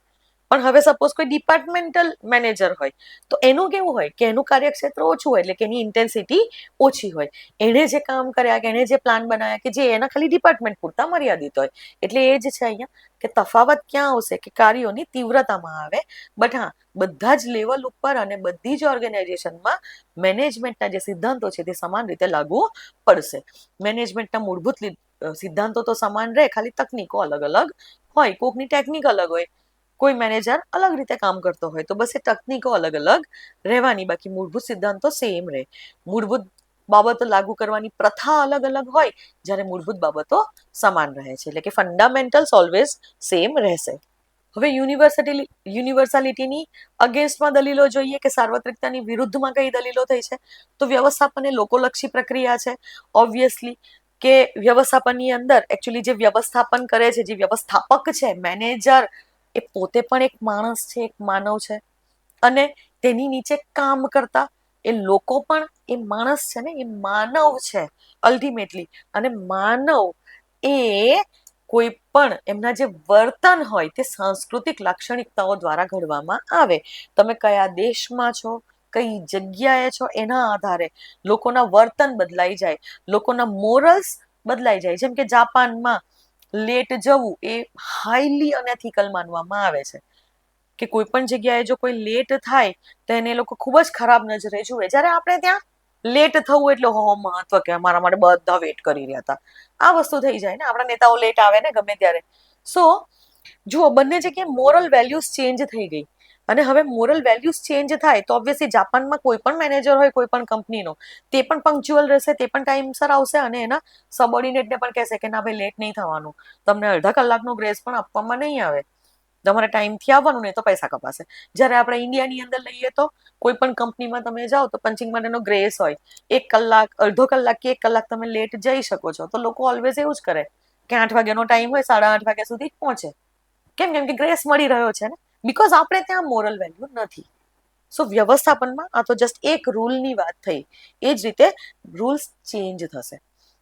કોઈ ડેમોક્રેસી હોય તો એના જે મેનેજર્સ છે એની જે થિંકિંગ હોય એ અલગ હોય. પણ કોઈ જગ્યાએ સરમુખત્યારશાહી હોય તો હું કરું તે તારે વિચારવાનું. એટલે પેલા કિંગે જે કહી દીધું એ પ્રમાણે પેલા મેનેજરો હોય ને એ બી સરમુખત્યાર જેવા જ હોય. વર્કર પર આમ ચાબુક લઈને છડી ઘુમાઈને કામ કરાવે. સો આ રીતના છે. એટલે કે અહીંયા શું છે કે દેશમાં પ્રવર્તી સાંસ્કૃતિક વિવિધતાઓના કારણે વ્યવસ્થાપન પણ પ્રભાવિત થશે. બીજું કે સંગઠનાત્મક ફિલસૂફી, એટલે કે ઓર્ગેનાઇઝેશનલ ફિલોસોફી. આ ફિલોસોફી એ કન્ટ્રી ટુ કન્ટ્રી, એટલે કે દેશથી દેશ અને સંગઠનથી સંગઠન, એટલે કે ઓર્ગેનાઇઝેશન ટુ ઓર્ગેનાઇઝેશન વેરી કરે. એ અલગ અલગ હોય. અને જો અલગ અલગ હોય તો પછી એક જ પ્રકારના વ્યવસ્થાપક અભિગમો અને તકનીકો એ પોસિબલ થાય નહીં. અલગ અલગ પ્રકારના સંગઠનો પર લાગુ કરી શકાય નહીં. સમજાય છે ને, કે જેમની સંગઠનાત્મક ફિલસૂફી જ અલગ અલગ હોય, કે જેમની ઓર્ગેનાઇઝેશનલ ફિલોસોફી જ અલગ છે. જે કંપની માત્ર પ્રોફિટ ઓરિએન્ટેડ જ છે તો એમાં તમે કેવી રીતે વિચારી શકો કે તે પ્રોફિટ સિવાય લોકોના હિતમાં કામ કરશે, કે લોક કલ્યાણના કામ કરશે? ના, એને તો પ્રોફિટ જ જોઈએ છે. બાય હુક એન્ડ ક્રુક પ્રોફિટ મેળવશે, કેમ કે એની ઓર્ગેનાઇઝેશનલ ફિલસૂફી એવી છે. પણ એનજીઓસ છે, જ્યારે આપણી સરકાર છે, ગવર્મેન્ટ છે, ગવર્મેન્ટના ડિપાર્ટમેન્ટ છે, એમની ફિલસૂફી શું છે, એમની ફિલોસોફી શું છે કે લોસ થાય તો ચાલે પણ લોકોનું કલ્યાણ થવું જોઈએ. અને એટલે જ આપણે જોઈએ છે ને કે ઓલવેઝ બજેટ ડેફિસિટ આપણને જોવા મળે છે. સરકાર ખર્ચો વધારે કરે છે ઇન્કમ કરતા ઓલવેઝ. કેમ? કેમ કે એ ઓર્ગેનાઇઝેશનલ ફિલોસોફી છે. તમે એવી કોઈ કન્ટ્રીમાં જાઓ કે જ્યાં કોમ્યુનિસ્ટ કન્ટ્રી છે કોઈ, તો કોમ્યુનિસ્ટ કન્ટ્રીની અંદર શું થશે કે એમાં ઓર્ગેનાઇઝેશનલ ફિલોસોફી અલગ થઈ જશે, તો ત્યાં એક અલગ જ કામ થશે. ગમે એટલું કામ કરશે તેમ છતાં બી અહીંયા હું કોમ્યુનિસ્ટ એટલે પ્યોર કોમ્યુનિઝમની વાત કરી રહી છું, કેમ કે હવે એકચ્યુઅલી એવું થઈ ગયું છે કે પ્યોર કોમ્યુનિઝમ ક્યાંય જોવા મળતું નથી. પણ તેમ છતાંય કે બધું સરકારની માલિકીનું હશે, સરકાર કહે તેમ કરવાનું તમારે. તો અહીંયા ઓર્ગેનાઇઝેશનલ ફિલોસોફી ચેન્જ થવાની સાથે, અને દેશ પણ એક ઓર્ગેનાઇઝેશન કહેવાય ને, એક સંસ્થા થઈ ગઈ ને અલ્ટિમેટલી, ઇન્સ્ટિટ્યુશન. સો બ્રોડ લેવલની, મોટા લેવલની ઇન્સ્ટિટ્યુશન. તો અહીંયા આગળ એ જ છે કે દેશી દેશ અને સંગઠનમાં આ ઓર્ગેનાઇઝેશનલ ફિલોસોફી અલગ હોય, અને એટલે એવું ના કહી શકાય કે બધા જ વ્યવસ્થાપનના જે નિયમો છે તે એક રીતે લાગુ પાડી શકાય. સપોઝ જ્યાં સરકારો બધા જ નિર્ણય લેતી હોય છે, કમ્યુનિસ્ટ કન્ટ્રીઝ હોય, ત્યાં આગળ કંપનીઝની અંદર મેનેજર્સ અલગ રીતે નિર્ણય ના લઈ શકે. ત્યાં સરકાર કે એ જ રીતે, એટલે કે પ્લાનિંગ કરવાનો હક કોની પાસે છે? સરકાર પાસે. પછી ત્યાં જે મેનેજર્સ છે એટલે કે એડમિનિસ્ટ્રેશન એ જ પ્લાનિંગ કરી દે છે, વ્યવસ્થાપન એ પ્લાનિંગ નહીં કરે. વ્યવસ્થાપનને પણ ઉપરથી જ પ્લાન આપવામાં આવશે કે તમારું ડિપાર્ટમેન્ટ આ રીતે કામ કરવું જોઈએ. આ થઈ ગઈ કોમ્યુનિસ્ટ ફિલોસોફી. અથવા સરમુખત્યારશાહી હોય તો ત્યાં પણ આ થશે, મોનાર્કી હોય ત્યાં પણ આ થશે, એટલે કે રાજાશાહી છે જ્યાં, જે સરમુખત્યારશાહી છે આ જગ્યાએ એ જ વસ્તુ થશે ને. તો પછી ત્યાં મેનેજર્સ છે, એ મેનેજર્સ નામના મેનેજર રહી જાય. તે લોકો પછી કંઈ કામ કરી શકશે નહીં, તે લોકો પ્લાન નહીં બનાવી શકે, તે લોકો પોતાની રીતે ડાયરેક્શન નહીં આપી શકે, કંઈ ઇનોવેશન નહીં કરી શકે. ઇન શોર્ટ આ થશે. તો પછી અહીંયા સેમ રીતે લાગુ પાડી શકાય નહીં. એ આર્ગ્યુમેન્ટ્સ તેની અગેન્સ્ટમાં છે, તેના વિરુદ્ધમાં છે. પણ દોસ્તો, મેનેજમેન્ટ તો હોય જ. એ ભલે ને એડમિનિસ્ટ્રેટર મેનેજ કરે છે. ઓકે, સો આ છે. તો આ arguments in for and arguments against છે. તમને પૂછી શકે છે કે વ્યવસ્થાપન એ સાર્વત્રિક છે કે નહીં, તેના અગેન્સ્ટ, અથવા તો વ્યવસ્થાપન એ સાર્વત્રિક છે તેના વિરુદ્ધમાં નીચેનામાંથી કઈ દલીલોનો સમાવેશ થશે? તો તમને આ રીતે ક્વેશ્ચન પૂછી શકાય છે. ધેન વ્યવસ્થાપનના કાર્યો. હવે આપણે લઈએ ફંક્શન્સ ઓફ મેનેજમેન્ટ, કે કયા કયા કાર્યો કરે છે. તો એકચ્યુઅલી વિવિધ વિચારકો છે તેમણે મેનેજમેન્ટના વિવિધ કાર્યો, વિવિધ ફંક્શન્સ સ્પેસિફાઈ કરેલા છે. જેમ કે હવે આપણે જોઈશું, ફરીથી આવશે જ્યોર્જ એન્ડ ટેરી. તો એમણે 4 કાર્યો કીધા મેનેજમેન્ટના. આ 4 કાર્યો કયા કયા છે? આયોજન, અચ્છા અહીંયા આવશે ગોઠવણ, ઓકે, ઓર્ગેનાઇઝિંગ એટલે કે ગોઠવણ, ધેન કાર્યાન્વિત કરવું એટલે કે એક્ચ્યુએટિંગ, અને નિયંત્રણ એટલે કે કંટ્રોલ. તો પ્લાનિંગ, ઓર્ગેનાઇઝિંગ, એક્ચ્યુએટિંગ અને કંટ્રોલ, આ 4 કાર્યો કોણે કીધા? જ્યોર્જ અને ટેરીએ. નાઉ હેનરી ફેયોલ, આમણે શું કીધું? તો એમણે પણ 4 કાર્યો આપ્યા. કયા કયા? તો યોજના એટલે કે પ્લાન, ગોઠવણ, ઓર્ગેનાઇઝ, આદેશ એટલે કે કમાન્ડ, અને નિયંત્રણ એટલે કંટ્રોલ. તો આમણે કીધું કે plan, organise, command and control, આ 4 કામ છે મેનેજમેન્ટના. હવે લ્યુથર ગુલિક, તેમણે આ પોસ્ડ કોર્બ, POSDCORB, આ એક નેમોનિક આપ્યું કે એમણે એવું કીધું કે આ POSDCORB, પોસ્ડ કોર્બ, એ એકચ્યુઅલી મેનેજમેન્ટના કાર્યો છે. તો એમણે બહુ વધારે બ્રોડ કહી દીધા કાર્યો. તો P ફોર પ્લાનિંગ એટલે કે આયોજન, O ફોર ઓર્ગેનાઇઝિંગ એટલે કે ગોઠવણ, S ફોર સ્ટાફિંગ એટલે કે સ્ટાફની રિક્રુટમેન્ટ કરવી, ધેન D ફોર ડાયરેક્ટિંગ એટલે કે નિર્દેશન, અને CO, અહીંયા CO આખું લેવાનું છે, તો CO ફોર કોઓર્ડિનેશન એટલે કે સંકલન કરવું, R ફોર રિપોર્ટિંગ એટલે કે રિપોર્ટ્સ બનાવવા, અને B ફોર બજેટિંગ એટલે કે બજેટ બનાવવા. તો આ બધા કાર્યો લ્યુથર ગુલિકે કીધા, ને આ યાદ રાખજો. POSDCORB થોડુંક અલગ પ્રકારના કાર્યો એમણે કીધા છે, તો એ તમને પૂછી શકે છે કે આ કયા વિચારકે આપેલા છે. તો એ કોણ આવશે? લ્યુથર ગુલિક. અને ધ મોસ્ટ એક્સેપ્ટેડ જે કાર્યો છે તે કોણે આપ્યા છે? કુન્ઝ એન્ડ ઓડોનેલ. તો કુન્ઝ એન્ડ ઓડોનેલે આ જે કાર્યો આપ્યા છે એ સૌથી વધુ સ્વીકૃત કાર્યો છે, કે દરેક જગ્યાએ કહેવામાં આવે છે કે હા, આની અંદર બધું આવી જાય. તો એ કયા કાર્યો છે? 4 નહીં 5 છે. કે એક તો છે પ્લાનિંગ એટલે કે આયોજન, ધેન ઓર્ગેનાઇઝિંગ એટલે કે ગોઠવણ કરવી, ધેન સ્ટાફિંગ, ધેન ડાયરેક્ટિંગ એટલે કે નિર્દેશન કરવું, એન્ડ કંટ્રોલિંગ એટલે કે નિયંત્રણ કરવું. તો આ જે કામ છે, આ 5, એ કોણે આપ્યા છે? કુન્ઝ અને ઓડોનેલે આપેલા છે. અને આ સૌથી વધારે સ્વીકૃત કાર્યો છે, અને એટલે આપણે આ કાર્યો લઈશું. હવે જો આ બધા કાર્યો આપણે થિયોરિટિકલ પર્પઝીસથી, સૈદ્ધાંતિક હેતુઓથી આપણે એને અલગ અલગ લઈએ અને અલગ અલગ સમજી શકીએ છીએ, અલગ અલગ કરી શકીએ છીએ, પરંતુ વ્યવહારિક રીતે પ્રેક્ટિકલી એ બધા જ એકબીજા સાથે ઓવરલેપ કરતા હોય છે, અને એકદમ અવિભાજ્ય છે કે એ લોકોને અલગ ન કરી શકાય. તમે એ લોકોને ડિવાઈડ ન કરી શકો, તેમને અલગ જ ના પાડી શકાય, બધું એક સાથે ચાલતું હોય. અથવા એકબીજા પર ડિપેન્ડન્ટ હોય. એટલે કે એ લોકો એકબીજામાં ભળી જાય અને એકબીજાના પૂરક પણ બને છે. એટલે કે જો આપણે ભલે અલગ અલગ રીતે ભણીએ છીએ કે આપણે સમજીએ છીએ આ બધી વસ્તુને, પણ બધું જ આમ કેવું એકીકૃત હોય, એક સાથે ચાલતી, એકબીજા સાથે ઓવરલેપ થતી પ્રક્રિયાઓ હોય છે. ઓકે, તો પણ તેમ છતાં આપણે સમજવા તો પડે કે કયા કયા કાર્યો છે. સી દોસ્તો, આ જે કાર્યો છે એ કાર્યોને આપણે અત્યારે શોર્ટમાં લઈશું, અને હવે નેક્સ્ટથી આ જ કાર્યો એ તમારા એમાં અલગ અલગ આપેલા છે, એટલે આને થોડા ડિટેલમાં આપણે નેક્સ્ટ વિડીયોથી લઈશું. સો અત્યારે જે કાર્યો છે તો એક જસ્ટ રોડ મેપ આપણે લઈશું, એક આ ફોર્મેટ લઈશું કે આ કાર્યોની અંદર શું હોય, જસ્ટ ડેફિનેશન બેઝડ, અને એ રીતે આપણે જોઈએ. તો સૌથી પહેલું કાર્ય છે આયોજન, એટલે કે પ્લાનિંગ. પ્લાનિંગ એટલે કે રોડ મેપને સેટ કરવો. ઓકે, તો આયોજન એ પાયાનું કાર્ય છે. It is a fundamental function, it is a basic function of any management. કે કોઈ પણ મેનેજમેન્ટ હોય તેને આયોજન તો કરવું જ પડે. અને એની અંદર એ આયોજનની અંદર એ શું કરશે, તો મેઇન એ જ છે કે ચોક્કસ ધ્યેય કેવી રીતે પ્રાપ્ત કરવો તેનું બરાબર મેપિંગ કરવું. આ બાબતનો સમાવેશ અહીંયા આયોજનમાં થાય.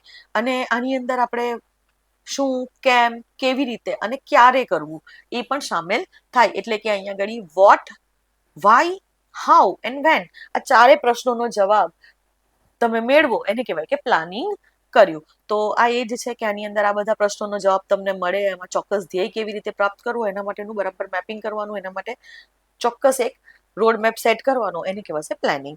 હવે આ જે મેનેજરો છે એ કઈ રીતના કરશે, તો એકચ્યુઅલી કંપનીની વર્તમાન સ્થિતિનું મૂલ્યાંકન કરશે, અને ભવિષ્યમાં તે ક્યાં રહેવા માંગે છે, કંપનીને કઈ જગ્યાએ લઈ જવા માંગે છે તે નક્કી કરી અને પ્લાનિંગ કરશે. એટલે કે મેઇન એ જ છે કે મેનેજરોએ શું કરવું જોઈએ પ્લાનિંગ કરવા માટે, તો વર્તમાન સ્થિતિનું મૂલ્યાંકન કરી અને જોવું જોઈએ કે આજે આ સ્થિતિ છે તો ભવિષ્યમાં આપણે ક્યાં જઈશું, અને ભવિષ્યમાં જે જગ્યાએ પહોંચવા માંગો છો તેના માટેના પછી લક્ષ્યાંકો કે ધ્યેયો એ નક્કી કરવા પડે. ધેન પ્લાન્સ એ લાંબા ગાળાના હોઈ શકે છે, એ મધ્યમ ગાળાના હોઈ શકે છે કે ટૂંકા ગાળાના હોઈ શકે છે. તો આજે આયોજનો જે પ્લાનિંગ કરીશું એ આપણે ત્રણે ટર્મ્સનું કરી શકીએ છીએ. લોંગ ટર્મ પ્લાનિંગ એટલે કે લાંબા ગાળાના પ્લાનિંગ, એટલે કે 5 વર્ષ કે તેથી વધુ સમયના જો પ્લાન હોય તેને આપણે લાંબા ગાળાના કહીશું. મધ્યમ ગાળાના એટલે કે 3 વર્ષ સુધીના જે પ્લાન્સ કરતા હોઈએ છીએ એને આપણે મધ્યમ ગાળાના કહીએ. અને ટૂંકા ગાળાના એટલે કે શોર્ટ ટર્મ પ્લાન્સ એટલે 1 વર્ષની અંદર. તો 1 વર્ષ માટેના જે પ્લાન હોય તેને આપણે ટૂંકા ગાળાના પ્લાન્સ કહીશું. આ લાંબા ગાળાના જે આયોજન હોય ને એ જ આપણું એકચ્યુઅલી બેઝ પૂરો પાડે કોના માટે, મધ્યમ ગાળાના અને ટૂંકા ગાળાના આયોજનો માટે. તો તમે જોતા હશો આપણે પ્લાનિંગ કમિશન જ્યારે ડિઝોલ્વ કર્યું અને એની જગ્યાએ નીતિ આયોગ લાવ્યા, તો નીતિ આયોગે એક 15 વર્ષનો રોડ મેપ આપ્યો, 15 વર્ષનો પ્લાન આપ્યો. પછી આ 15 વર્ષની અંદર પાછા એમણે નાના નાના પ્લાન્સ આપ્યા કે 3 વર્ષના ટાર્ગેટ્સ પ્લાન. તો આ રીતના અલગ અલગ પ્લાન હોય. તો જેટલો 15 વર્ષનો જે પ્લાન છે ને બ્રોડ પ્લાન, આ જે બ્રોડ પ્લાન છે આ બ્રોડ સ્ટ્રેટેજીના પ્રમાણે જ પેલા ટૂંકા ગાળાના જે પ્લાન્સ હોય તે ડિસાઈડ થાય કે 7 વર્ષના પ્લાન અને 3 વર્ષના પ્લાન. તો એ કેવી રીતના થાય કે પેલાના બેઝ ઉપર. એટલે કે જે લાંબા ગાળાના પ્લાન હોય કે 5 વર્ષમાં આપણે કંપનીને ક્યાં લઈ જવા માંગીએ છીએ, એના જે ગોલ્સ અને જે ધ્યેય નક્કી કરેલા હોય એના માટે શું કરવું જોઈએ તે લખેલું હોય. પછી આના જ આધારે મધ્યમ ગાળાના કે આપણે 5 વર્ષમાં અહીંયા આપણે સપોઝ 5-10 વર્ષમાં અહીંયા પહોંચવું છે તો આપણે 3 વર્ષની અંદર શું કરી શકાય, નેક્સ્ટ 3 વર્ષમાં શું કરવાનું, એને કહેવાય મધ્યમ ગાળાના. અને આજે 3 વર્ષની અંદર જે કામ કરવાનું છે એના માટે 1 વર્ષની અંદર આપણે શું કરીશું એને કહેવાય ટૂંકા ગાળાના કે એન્યુઅલ પ્લાન્સ. ઓકે, હવે આયોજનની અંદર કઈ કઈ વસ્તુઓનો સમાવેશ થશે, તો પ્લાનિંગની અંદર એક તો હોય ધ્યેય નિર્ધારણ, એટલે કે મેઇન છે ગોલ સેટિંગ. તો આ જે ગોલ્સ છે એ કેવા હોવા જોઈએ, લક્ષ્યાંકો કેવા હોવા જોઈએ, તો એ સ્માર્ટ હોવા જોઈએ. ઓકે, લક્ષ્યાંકો સ્માર્ટ હોવા જોઈએ. સી ફ્રેન્ડ્સ, યાદ રાખજો ઉદ્દેશ્યો કે લક્ષ્યાંકો કે ગોલ્સ માટે, ધ્યેય માટે આ સ્માર્ટ ફોર્મ્યુલા છે. ઠીક છે, પ્લાનિંગ માટે નથી. એ સ્માર્ટ ફોર્મ્યુલા શેના માટે છે, એ ધ્યેય નિર્ધારણ માટે છે, મેનેજમેન્ટ માટેનો તો નથી જ. તો હવે આ કેવા હોવા જોઈએ, તો એસ ફોર સ્પેસિફિક. સ્માર્ટમાં એસ એટલે કે સ્પેસિફિક, એટલે પ્લાન્સ ચોક્કસ હોવા જોઈએ, એકદમ સ્પેસિફિક હોવા જોઈએ, લખેલું હોવું જોઈએ કે આ જ આપણે કરવાનું છે, અહીંયા જ આપણે પહોંચવાનું છે. ધેન માપી શકાય તેવા. એમ ફોર મેઝરેબલ, એટલે કે માપી શકાય તેવા હોવા જોઈએ, કે આમ હવાની અંદર નહીં કે આપણે બની શકે તેટલા વધારે લોકોનું કલ્યાણ કરવાનું છે, આવું નહીં. પ્લાન કેવા હોવા જોઈએ કે આપણે 1 કરોડ લોકોને ગરીબીમાંથી બહાર લાવવાના છે, તો આ 1 કરોડ ઇઝ સ્પેસિફિક. અને 1 કરોડ તમે આંકડો નક્કી કરો તો એ મેજર થઈ શકે, હા થઈ શકે. સો એ મેઝરેબલ હોવા જોઈએ, માપી શકાય તેવા હોવા જોઈએ. ધેન એ ફોર અચીવેબલ. ઓબ્વિયસલી અચીવેબલ પ્લાન પણ હોવા જોઈએ ને. હવે તમે એવું કહી દો ક્લાઇમેટ ચેન્જની સમિટમાં જઈને આપણા મોદીજી જઈને એવું કહી આવે કે હું 1 વર્ષની અંદર 1000 ગીગાવોટની વિન્ડ પાવર સ્થાપી દઈશ. Obviously it is not achievable plan. તેવા પ્લાન ના હોવા જોઈએ ને. એવા ગોલ્સ સેટ કરી શકાય ન કરી શકાય? એટલે કે આપણને એ પણ ખબર હોવી જોઈએ કે આપણી જે ક્ષમતા છે, ટેકનોલોજીકલ ક્ષમતા લો, પૈસાની દ્રષ્ટિએ ક્ષમતા લો, ટાઈમની દ્રષ્ટિએ લો, આપણા માનવ સંસાધનોની દ્રષ્ટિએ લો, રિસોર્સ અવેલેબિલિટીના દ્રષ્ટિએ લો, તો એ જે ક્ષમતા છે તેના આધારે આપણે પ્લાન અચીવ કરી શકીએ તેવા પ્લાન હોવા જોઈએ. તમે એવો પ્લાન ના કરી શકો કે તમે બધો સિલેબસ એક વીકની અંદર પૂરો કરી દેશો. પોસિબલ નથી ને. ટાઈમ તો જોઈએ ને થોડો. 1-2 મહિના તો મિનિમમ તમારે લાગે. સો એ પણ છે કે અચીવેબલ હોવા જોઈએ. ધેન આર ફોર સ્માર્ટમાં આર ફોર રિલેવન્ટ, એટલે કે સંબંધિત હોવા જોઈએ. પછી એવા કંઈ હળતા ભળતા પ્લાન સેટ ના કરી શકાય ને. એટલે કંપનીનું પ્રોડક્શન, પેન પ્રોડક્શન કરવાનું હોય અને તમે રબર માટેના પ્લાન બનાવો તો ના ચાલે. એ રીતે. ધેન સમય બાઉન્ડ, એટલે કે time bound. T for time bound, એટલે કે એ ટાઈમ બાઉન્ડ હોવા જોઈએ કે આપણે 5 વર્ષમાં આ કરવાનું છે, આપણે 10 વર્ષમાં આ કરવાનું છે, આપણે 1 વર્ષમાં આ કામ કરવાનું છે. સો ધ્યેયો એ કેવા હોવા જોઈએ? સ્માર્ટ હોવા જોઈએ. એટલે કે સ્માર્ટ ધ્યેય નિર્ધારણ કરવું એ આ મેનેજમેન્ટનું કાર્ય છે. ધેન એટલે કે પ્લાનિંગની અંદર આ સ્માર્ટ ધ્યેયો નક્કી કરવા તે આવશે. અને સ્માર્ટનું ફૂલ ફોર્મ પણ યાદ રાખજો: સ્પેસિફિક, મેઝરેબલ, અચીવેબલ, રિલેવન્ટ અને ટાઈમ બાઉન્ડ. નાઉ વ્યૂહરચના વિકાસ કરવો. પ્લાનિંગની અંદર આ પણ આવશે કે એક સ્ટ્રેટેજી ડેવલપમેન્ટ કરવું. તો એ જ છે કે કયા પગલાં એ આપણા જે લક્ષ્યો આપણે જે ઉપર નક્કી કર્યા, જે સ્માર્ટ ગોલ્સ નક્કી કર્યા એના તરફ દોરી જશે. તે નક્કી કરવા માટે એક સ્ટ્રેટેજી બનાવવી, એટલે કે બ્રોડ એક સ્ટ્રેટેજી, બ્રોડ વ્યૂહરચનાનો વિકાસ કરવો.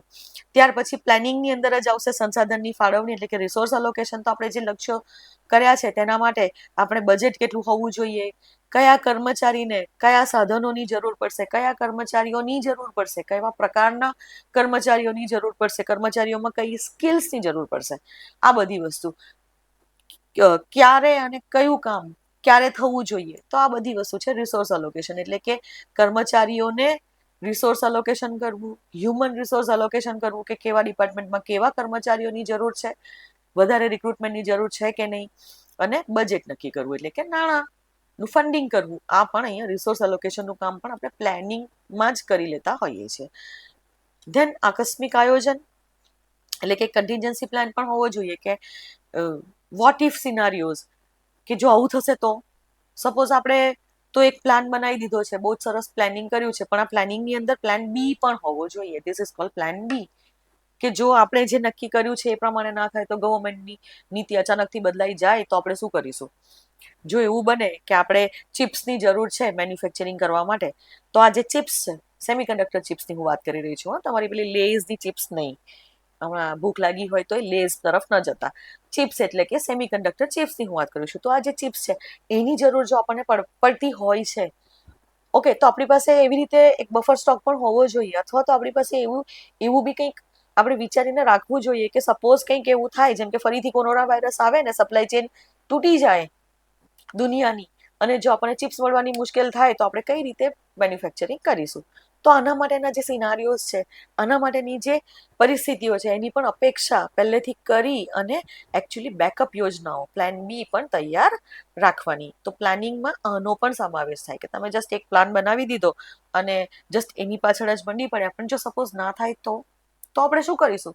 તે પણ આપણી પાસે તૈયાર હોવું જોઈએ. ઓકે, તો પ્લાનિંગમાં આટલું હતું. આઈ હોપ કે તમને ખબર પડી હશે. નાઉ નેક્સ્ટ ઇઝ ગોઠવણ, એટલે કે ઓર્ગેનાઇઝેશન, ઓર્ગેનાઇઝિંગ કરવું. ઓકે, તો એક ઓર્ગેનાઇઝિંગ કરવું એટલે શું? એક માળખું બનાવવું, એક સ્ટ્રક્ચર રેડી કરવું. તો અહીંયા શું થશે કે એક વખત યોજના બની જાય ને પછી મેનેજરે તેને અમલમાં મૂકવા માટે ટીમ અને સંસાધનો જે છે એનું પણ આયોજન કરવું પડે ને, એની પણ ગોઠવણ કરવી પડે ને. તો અહીંયા એકચ્યુઅલી એ જ છે કે એક એવું માળખું બનાવવું પડે કે જ્યાં દરેક વ્યક્તિને પોતાની ભૂમિકા ખબર હોય, સાથે સફળ થવા માટે તેમની પાસે જરૂરી રિસોર્સિસ પણ હોય. તો રિસોર્સ અલોકેશન તો આપણે કરી દીધું છે, પણ હવે એ રિસોર્સિસથી કરવું શું? કે આ મશીન છે, આ મશીનથી હું કટિંગ કરીશ કે આ મશીનથી હું મોલ્ડિંગ કરીશ, એને ખબર હોવી જોઈએ. સો એ જ છે કે પોતાની ભૂમિકા, કે કોણ શું કામ કરશે તે જાણે. અને એટલે અહીંયા જે આપણે ગોઠવણની વાત કરીશું, એકચ્યુઅલી જો ઓર્ગેનાઇઝિંગ નો ગુજરાતી આયોજન પણ થાય જ છે અને પ્લાનિંગનું પણ આયોજન થાય છે. તો આ બે વસ્તુઓ તમે જોજો કે ખાસી મોટા ભાગે ઓવરલેપિંગ જેવું થશે અહીંયા, પણ તોય ઓર્ગેનાઇઝિંગનો મતલબ છે કે હજી વધારે ડિટેલ્સની અંદર ઓર્ગેનાઇઝેશન કરવું. પ્લાન્સની અંદર કેવું છે, બ્રોડ પ્લાન બનાવ્યો, પણ હવે જે ડિટેલ્સ એની અંદર નાની નાની મૂકવી એ આની અંદર આવશે કે હવે આપણે ગોઠવણ કરી રહ્યા છીએ. ઓકે, તો અહીંયા કયા કાર્યો આવે? તો એક છે કાર્ય ઓળખ, એટલે કે ટાસ્ક આઈડેન્ટિફિકેશન. તો પેલી જે યોજના છે એને ચોક્કસ કાર્યોની અંદર વિભાજિત કરવાની કે આ કામ છે, આ રીતના અલગ અલગ કાર્યો છે આપણા યોજનામાં, તો એને અલગ કાર્યોની અંદર વિભાજિત કરવી. ધેન વિભાગીકરણ એટલે કે ડિપાર્ટમેન્ટલાઇઝેશન, એટલે કે સમાન ટાઈપના જે કાર્યો હોય એને એક સાથે એક જ જૂથમાં મૂકવા. જેમ કે માર્કેટિંગના કાર્યો એક માર્કેટિંગ વાળા જૂથમાં મૂક્યા, ફાઇનાન્સના કાર્યો ફાઇનાન્સ વાળામાં મૂક્યા, એચઆરના કાર્યો એચઆરની અંદર મૂક્યા, પ્રોડક્શન યુનિટ તો એના કાર્યો પ્રોડક્શન વાળામાં મૂક્યા. અને એ જ જગ્યાએ પછી એ પ્રમાણે રિસોર્સિસ અલોકેશન અને એચઆર વાળાએ શું કરવાનું, તો એચઆર વાળા પછી પેલા ફાઇનાન્સ સાચવવા ના બેસે, ફાઇનાન્સ વાળાને જ ફાઇનાન્સ જોવાનું હોય. એ રીતે એચઆર વાળા માર્કેટિંગ કરવા ન જાય, એમનું કામ છે રિક્રુટમેન્ટ, ટેલેન્ટ રિક્રુટમેન્ટ કરવી. સો આ રીતના આજે એક સાથે જૂથબદ્ધ કરી અને ડિપાર્ટમેન્ટલાઇઝેશન કરી દેવું, ડિફરન્ટ ડિપાર્ટમેન્ટને ડિફરન્ટ કામો સોંપી દેવા. ધેન પ્રતિનિધિ મંડળ એટલે કે ડેલિગેશન. તો હવે અહીંયા એ પણ છે કે ચોક્કસ વ્યક્તિઓને સત્તા અને જવાબદારી સોંપવી, કે હવે જે કામ છે, જે કાર્ય છે એ ચોક્કસ વ્યક્તિઓને સોંપવા, ડેલિગેટ કરવા. પોર્ટફોલિયો ડેવલપમેન્ટ કરવું કે આ વ્યક્તિને આ સત્તાઓ છે અને આ જવાબદારીઓ છે તે નક્કી કરીને એને કહી દેવું કે તારું આ કામ છે. તો એને કહેવાશે ડેલિગેશન, એટલે કે પ્રતિનિધિત્વ ઊભું કરવું. અને ચેઇન ઓફ કમાન્ડ એટલે કે આદેશ શૃંખલાને સ્થાપિત કરવી, એ પણ તમારું ઓર્ગેનાઇઝિંગમાં આવશે. એટલે કે સ્પષ્ટ સંદેશા વ્યવહાર કમ્યુનિકેશન સુનિશ્ચિત કરવા માટે કોણ કોને રિપોર્ટ કરે છે તે સ્થાપિત કરવું. એટલે કે એક હાયરાર્કી હોવી જ જોઈએ કે તમારે કામ જે કર્યું એ કામ તમારા આ બોસ છે, એટલે કે પેલું સુપરવાઇઝર અને સબઓર્ડિનેટ, આ વાળી મેથડ જે છે કે એક હાયરાર્કી નક્કી કરવી, તે પણ અહીંયા ક્યાં થશે, આ ઓર્ગેનાઇઝેશનમાં થશે. એટલે કે ઓર્ગેનાઇઝેશનનું જે કામ છે, ગોઠવણ વાળું જે કામ સેકન્ડ વાળું, એ બીજા ફંક્શનમાં થશે. નેક્સ્ટ છે સ્ટાફિંગ. સ્ટાફિંગનો મતલબ છે કે યોગ્ય લોકોને યોગ્ય સ્થાને મૂકવા. ઠીક છે, એટલે કે અહીંયા એ જ છે કે આપણી પાસે દુનિયાની શ્રેષ્ઠ યોજના અને માળખું છે, પણ જો યોગ્ય પ્રતિભા ના હોય આપણી પાસે તો એ નિષ્ફળ જાય. બધા જ કામ મેનેજર્સ તો ના કરે ને, તો મેનેજર્સને કામ કરાવવા માટે પણ પ્રતિભા જોઈએ ને, એમને પણ લોકોની જરૂર પડે, યોગ્ય સ્ટાફને રિક્રુટ કરવું પડે. કેમ કે એ પ્લાન બનાવી દેશે, એ બધું કરી દેશે, પણ પોતે કામ કરવા બેસશે નહીં અને કરી શકે પણ નહીં. આખી ઓર્ગેનાઇઝેશનનું, આખા ડિપાર્ટમેન્ટનું કામ એક વ્યક્તિથી કરવું એ પોસિબલ ન હોય. અને એટલે એ જ છે કે એકચ્યુઅલી સ્ટાફિંગ જે છે એને ઘણીવાર સંગઠનનો ભાગ માનવામાં આવે છે.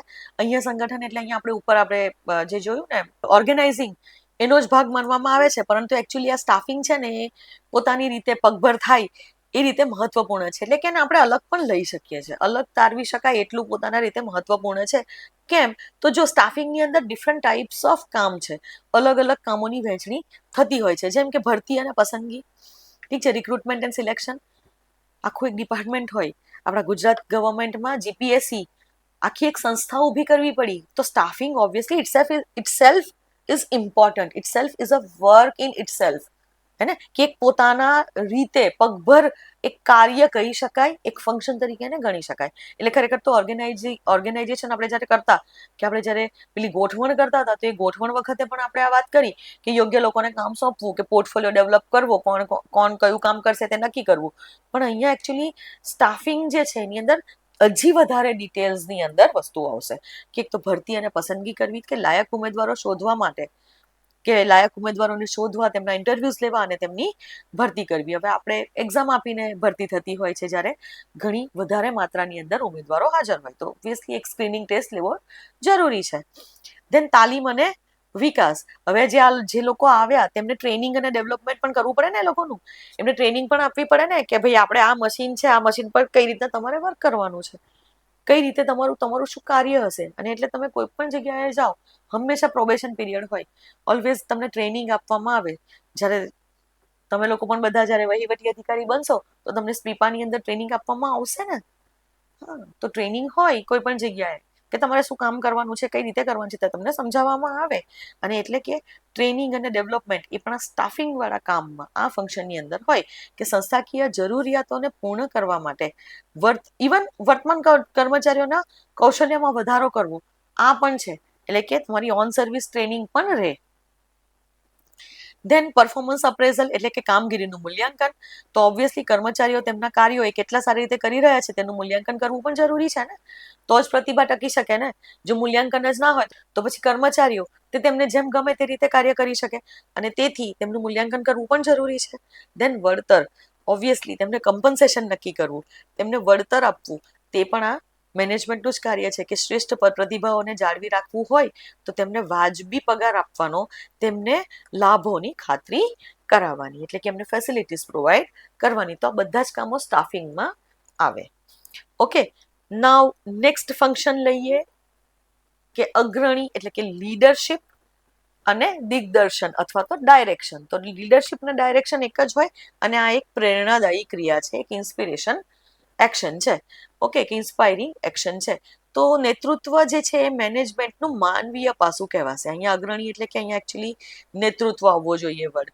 ઓકે, સો નેતૃત્વ જે છે એ એકચ્યુઅલી માનવીય પાસું છે, એ હ્યુમન એંગલ છે વ્યવસ્થાપનનો, કે જેમાં કર્મચારીઓને શ્રેષ્ઠ પ્રદર્શન કરવા માટે પ્રભાવિત કરવા, પ્રોત્સાહિત કરવા અને તેમની દેખરેખ રાખવાનો સમાવેશ થાય છે, એટલે કે તેમની સંભાળ રાખવાની, ટેક કેર કરવાની એમ્પ્લોઈઝની, એનો સમાવેશ શેમાં થશે? એકચ્યુઅલી આ નેતૃત્વની અંદર થશે. તો એ એકચ્યુઅલી કોમ્યુનિકેશન એન્ડ કલ્ચર વિશે વધારે છે, કે આપણે જ્યારે લીડરશિપની વાત કરીએ તો લીડરશિપ ક્યારે ઇફેક્ટિવ હોય કે જ્યારે કમ્યુનિકેટ કરે. આપણા લીડર નરેન્દ્રભાઈ મોદી એ આપણને કન્ટિન્યુઅસ આપણી સાથે કમ્યુનિકેટ કરે છે ને, મન કી બાત કરે છે કે નહીં, મિત્રોથી શરૂ કરી અને આપણને ઘણી બધી માહિતી આપતા હોય છે, આપણી સાથે વાતચીત કરતા હોય છે, આપણી સાથે સંવાદ એ સાધવાનો ટ્રાય કરે છે. MyGovernment.in છે. તો આનો મતલબ શું છે? કે દેખરેખ રાખી રહ્યા છે, એ સંભાળ રાખી રહ્યા છે, કેમ કે એ તો આખા દેશનું સંચાલન કરવા માંગે છે ને, તો એના માટે. સો અહીંયા એ જ છે કે પ્રભાવિત કરવા લોકોને. મન કી બાતની અંદર એ ઘણી વખત કહે છે ને કે કચરો બહાર ન ફેંકશો, સ્વચ્છ ભારત અભિયાનને સફળ બનાવો, એક પેડ માં કે નામ, આ બધા કેમ્પેન ક્યાંથી આવ્યા? આ બધા કેમ્પેન એ તો જ ચલાવી શકે ને, એટલે કે પ્રભાવિત કરવા લોકોને કામ કરવા માટે, પ્રોત્સાહિત કરવા, આ બધા કામ એ કોણ કરશે? એ મેનેજર્સ કરશે. ઓકે, અને અહીંયા એ જ છે કે કમ્યુનિકેશન અને કલ્ચર આ બંને વિશે છે. તો અહીંયા સૌથી પહેલું લીડરશિપની અંદર અથવા તો ડાયરેક્શનની અંદર આવશે મોટિવેશન, એટલે કે પ્રેરણા આપવી.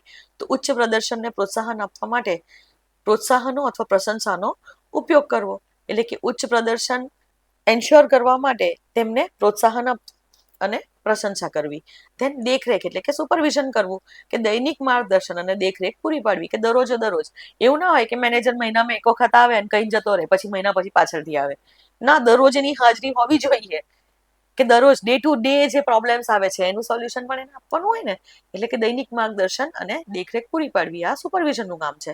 દેન સંદેશા વ્યવહાર એટલે કે કોમ્યુનિકેશન. તો મેનેજમેન્ટ અને સ્ટાફ વચ્ચે માહિતીનો દ્વિમાર્ગી પ્રવાહ સુનિશ્ચિત કરવો, એટલે કે સ્ટાફને શું પ્રોબ્લેમ આવી છે તે મેનેજરને ખબર હોવી જોઈએ, અને મેનેજર શું કહેવા માંગે છે, મેનેજરના જે વિચારો છે તે સ્ટાફને ખબર હોવી જોઈએ. સો આ છે. ધેન નેતૃત્વ શૈલીઓ એટલે કે લીડરશિપ સ્ટાઇલ. તો ટીમની જરૂરિયાતોને અનુરૂપ પોતાના અભિગમ કેળવવા, જેમ કે હવે લોકશાહી હોય, સરમુખત્યારશાહી હોય અથવા પરિવર્તનશીલ એવા કોઈ પણ અભિગમને અપનાવવો, કે જેવી ટીમ તેવું કામ.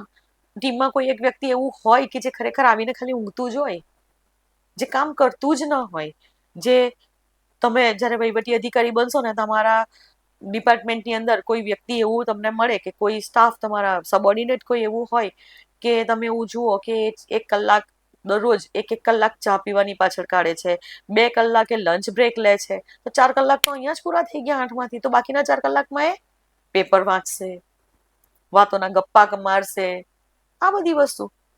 તો આવું કરાય. અને જો આવું વ્યક્તિ હોય તેને તમે પ્રેરણા કેટલી આપશો? તમે ગમે એટલી પ્રેરણા આપો, તેમ છતાં જો કામ ન થતું હોય તો પછી તમારે આ સરમુખત્યારશાહી અપનાવવી પડે ને. ત્યાં પછી તમારે કહેવું પડે એને કે ના બસ, હવે તું ચા ઓફિસમાં મંગાવીને પીસ, તું 10 ચા પી, વાંધો નહીં, ઓફિસમાં બેઠા બેઠા કામ થવું જોઈએ તારું, તું ટિફિન ઘરેથી લઈને આવીશ. ઓબ્વિયસલી એને ડિસિપ્લિન કરવાની જરૂર પડે, તો તમે કેવો સરમુખત્યારશાહી અભિગમ અપનાવી શકો છો. સમજાય છે? મારા કહેવાનો મતલબ આ છે. જનરલી આપણે લોકશાહી અને પરિવર્તનશીલ અભિગમ જ મેનેજર્સ અપનાવતા હોય છે, પણ અમુક જગ્યા એવી હોય, અમુક પરિસ્થિતિ એવી હોય કે જ્યારે તમારે સરમુખત્યારશાહી અભિગમ અપનાવવો પડે. ઓકે, હવે પાંચમું કાર્ય છે નિયંત્રણ એટલે કે કંટ્રોલિંગ, જેમાં દેખરેખ અને ગોઠવણ આનો સમાવેશ થાય, એટલે કે મોનિટરિંગ એન્ડ એડજસ્ટિંગ. ઓકે, હવે અહીંયા જોઈએ કે આનો મતલબ શું છે. તો નિયંત્રણ એ સુનિશ્ચિત કરે છે કે સંસ્થા એ ખરેખર તેના લક્ષ્ય તરફ આગળ વધી રહી છે કે નહીં. એકચ્યુઅલી જે લક્ષ્યો છે તેના તરફ આગળ વધી રહી છે. કામ તો ઘણા બધા થઈ રહ્યા છે, પણ એનાથી શું લક્ષ્ય પૂર્ણ થશે, આપણે જે ટાઈમ બાઉન્ડ લક્ષ્ય નક્કી કરેલા છે તો એ ટાઈમની અંદર પૂરા કરી શકાશે, તેના માટે આ નિયંત્રણ હોવું જરૂરી છે.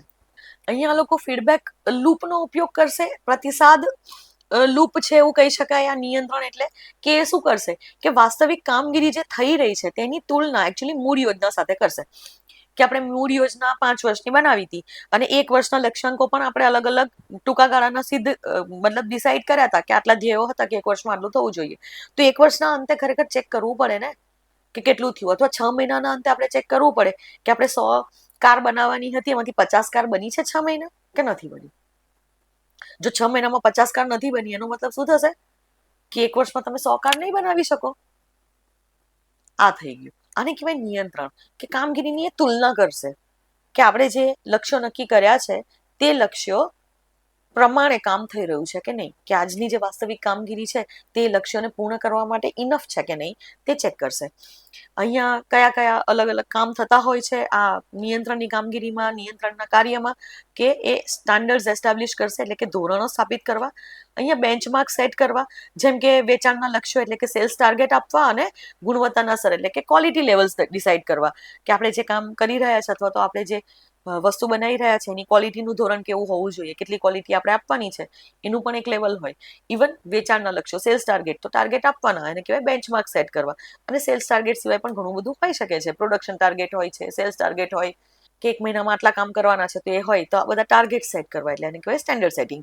ધેન આ જ નિયંત્રણના કામમાં જ આપણે પરફોર્મન્સ મેજરમેન્ટ કરતા હોઈએ છીએ કે કામગીરીને માપવી, તો વર્તમાન પરિણામો પર ડેટા એકત્રિત કરવો. અહીંયા આગળ મેઇન એ જ છે કે પરફોર્મન્સ માટે તમારે ઇન્ફોર્મેશન એકત્રિત કરવી કે અત્યારે શું છે, કેટલી વસ્તુ થઈ રહી છે, કે શું આપણને આઉટકમ મળ્યા, આઉટપુટ કેટલું છે તે જોવું.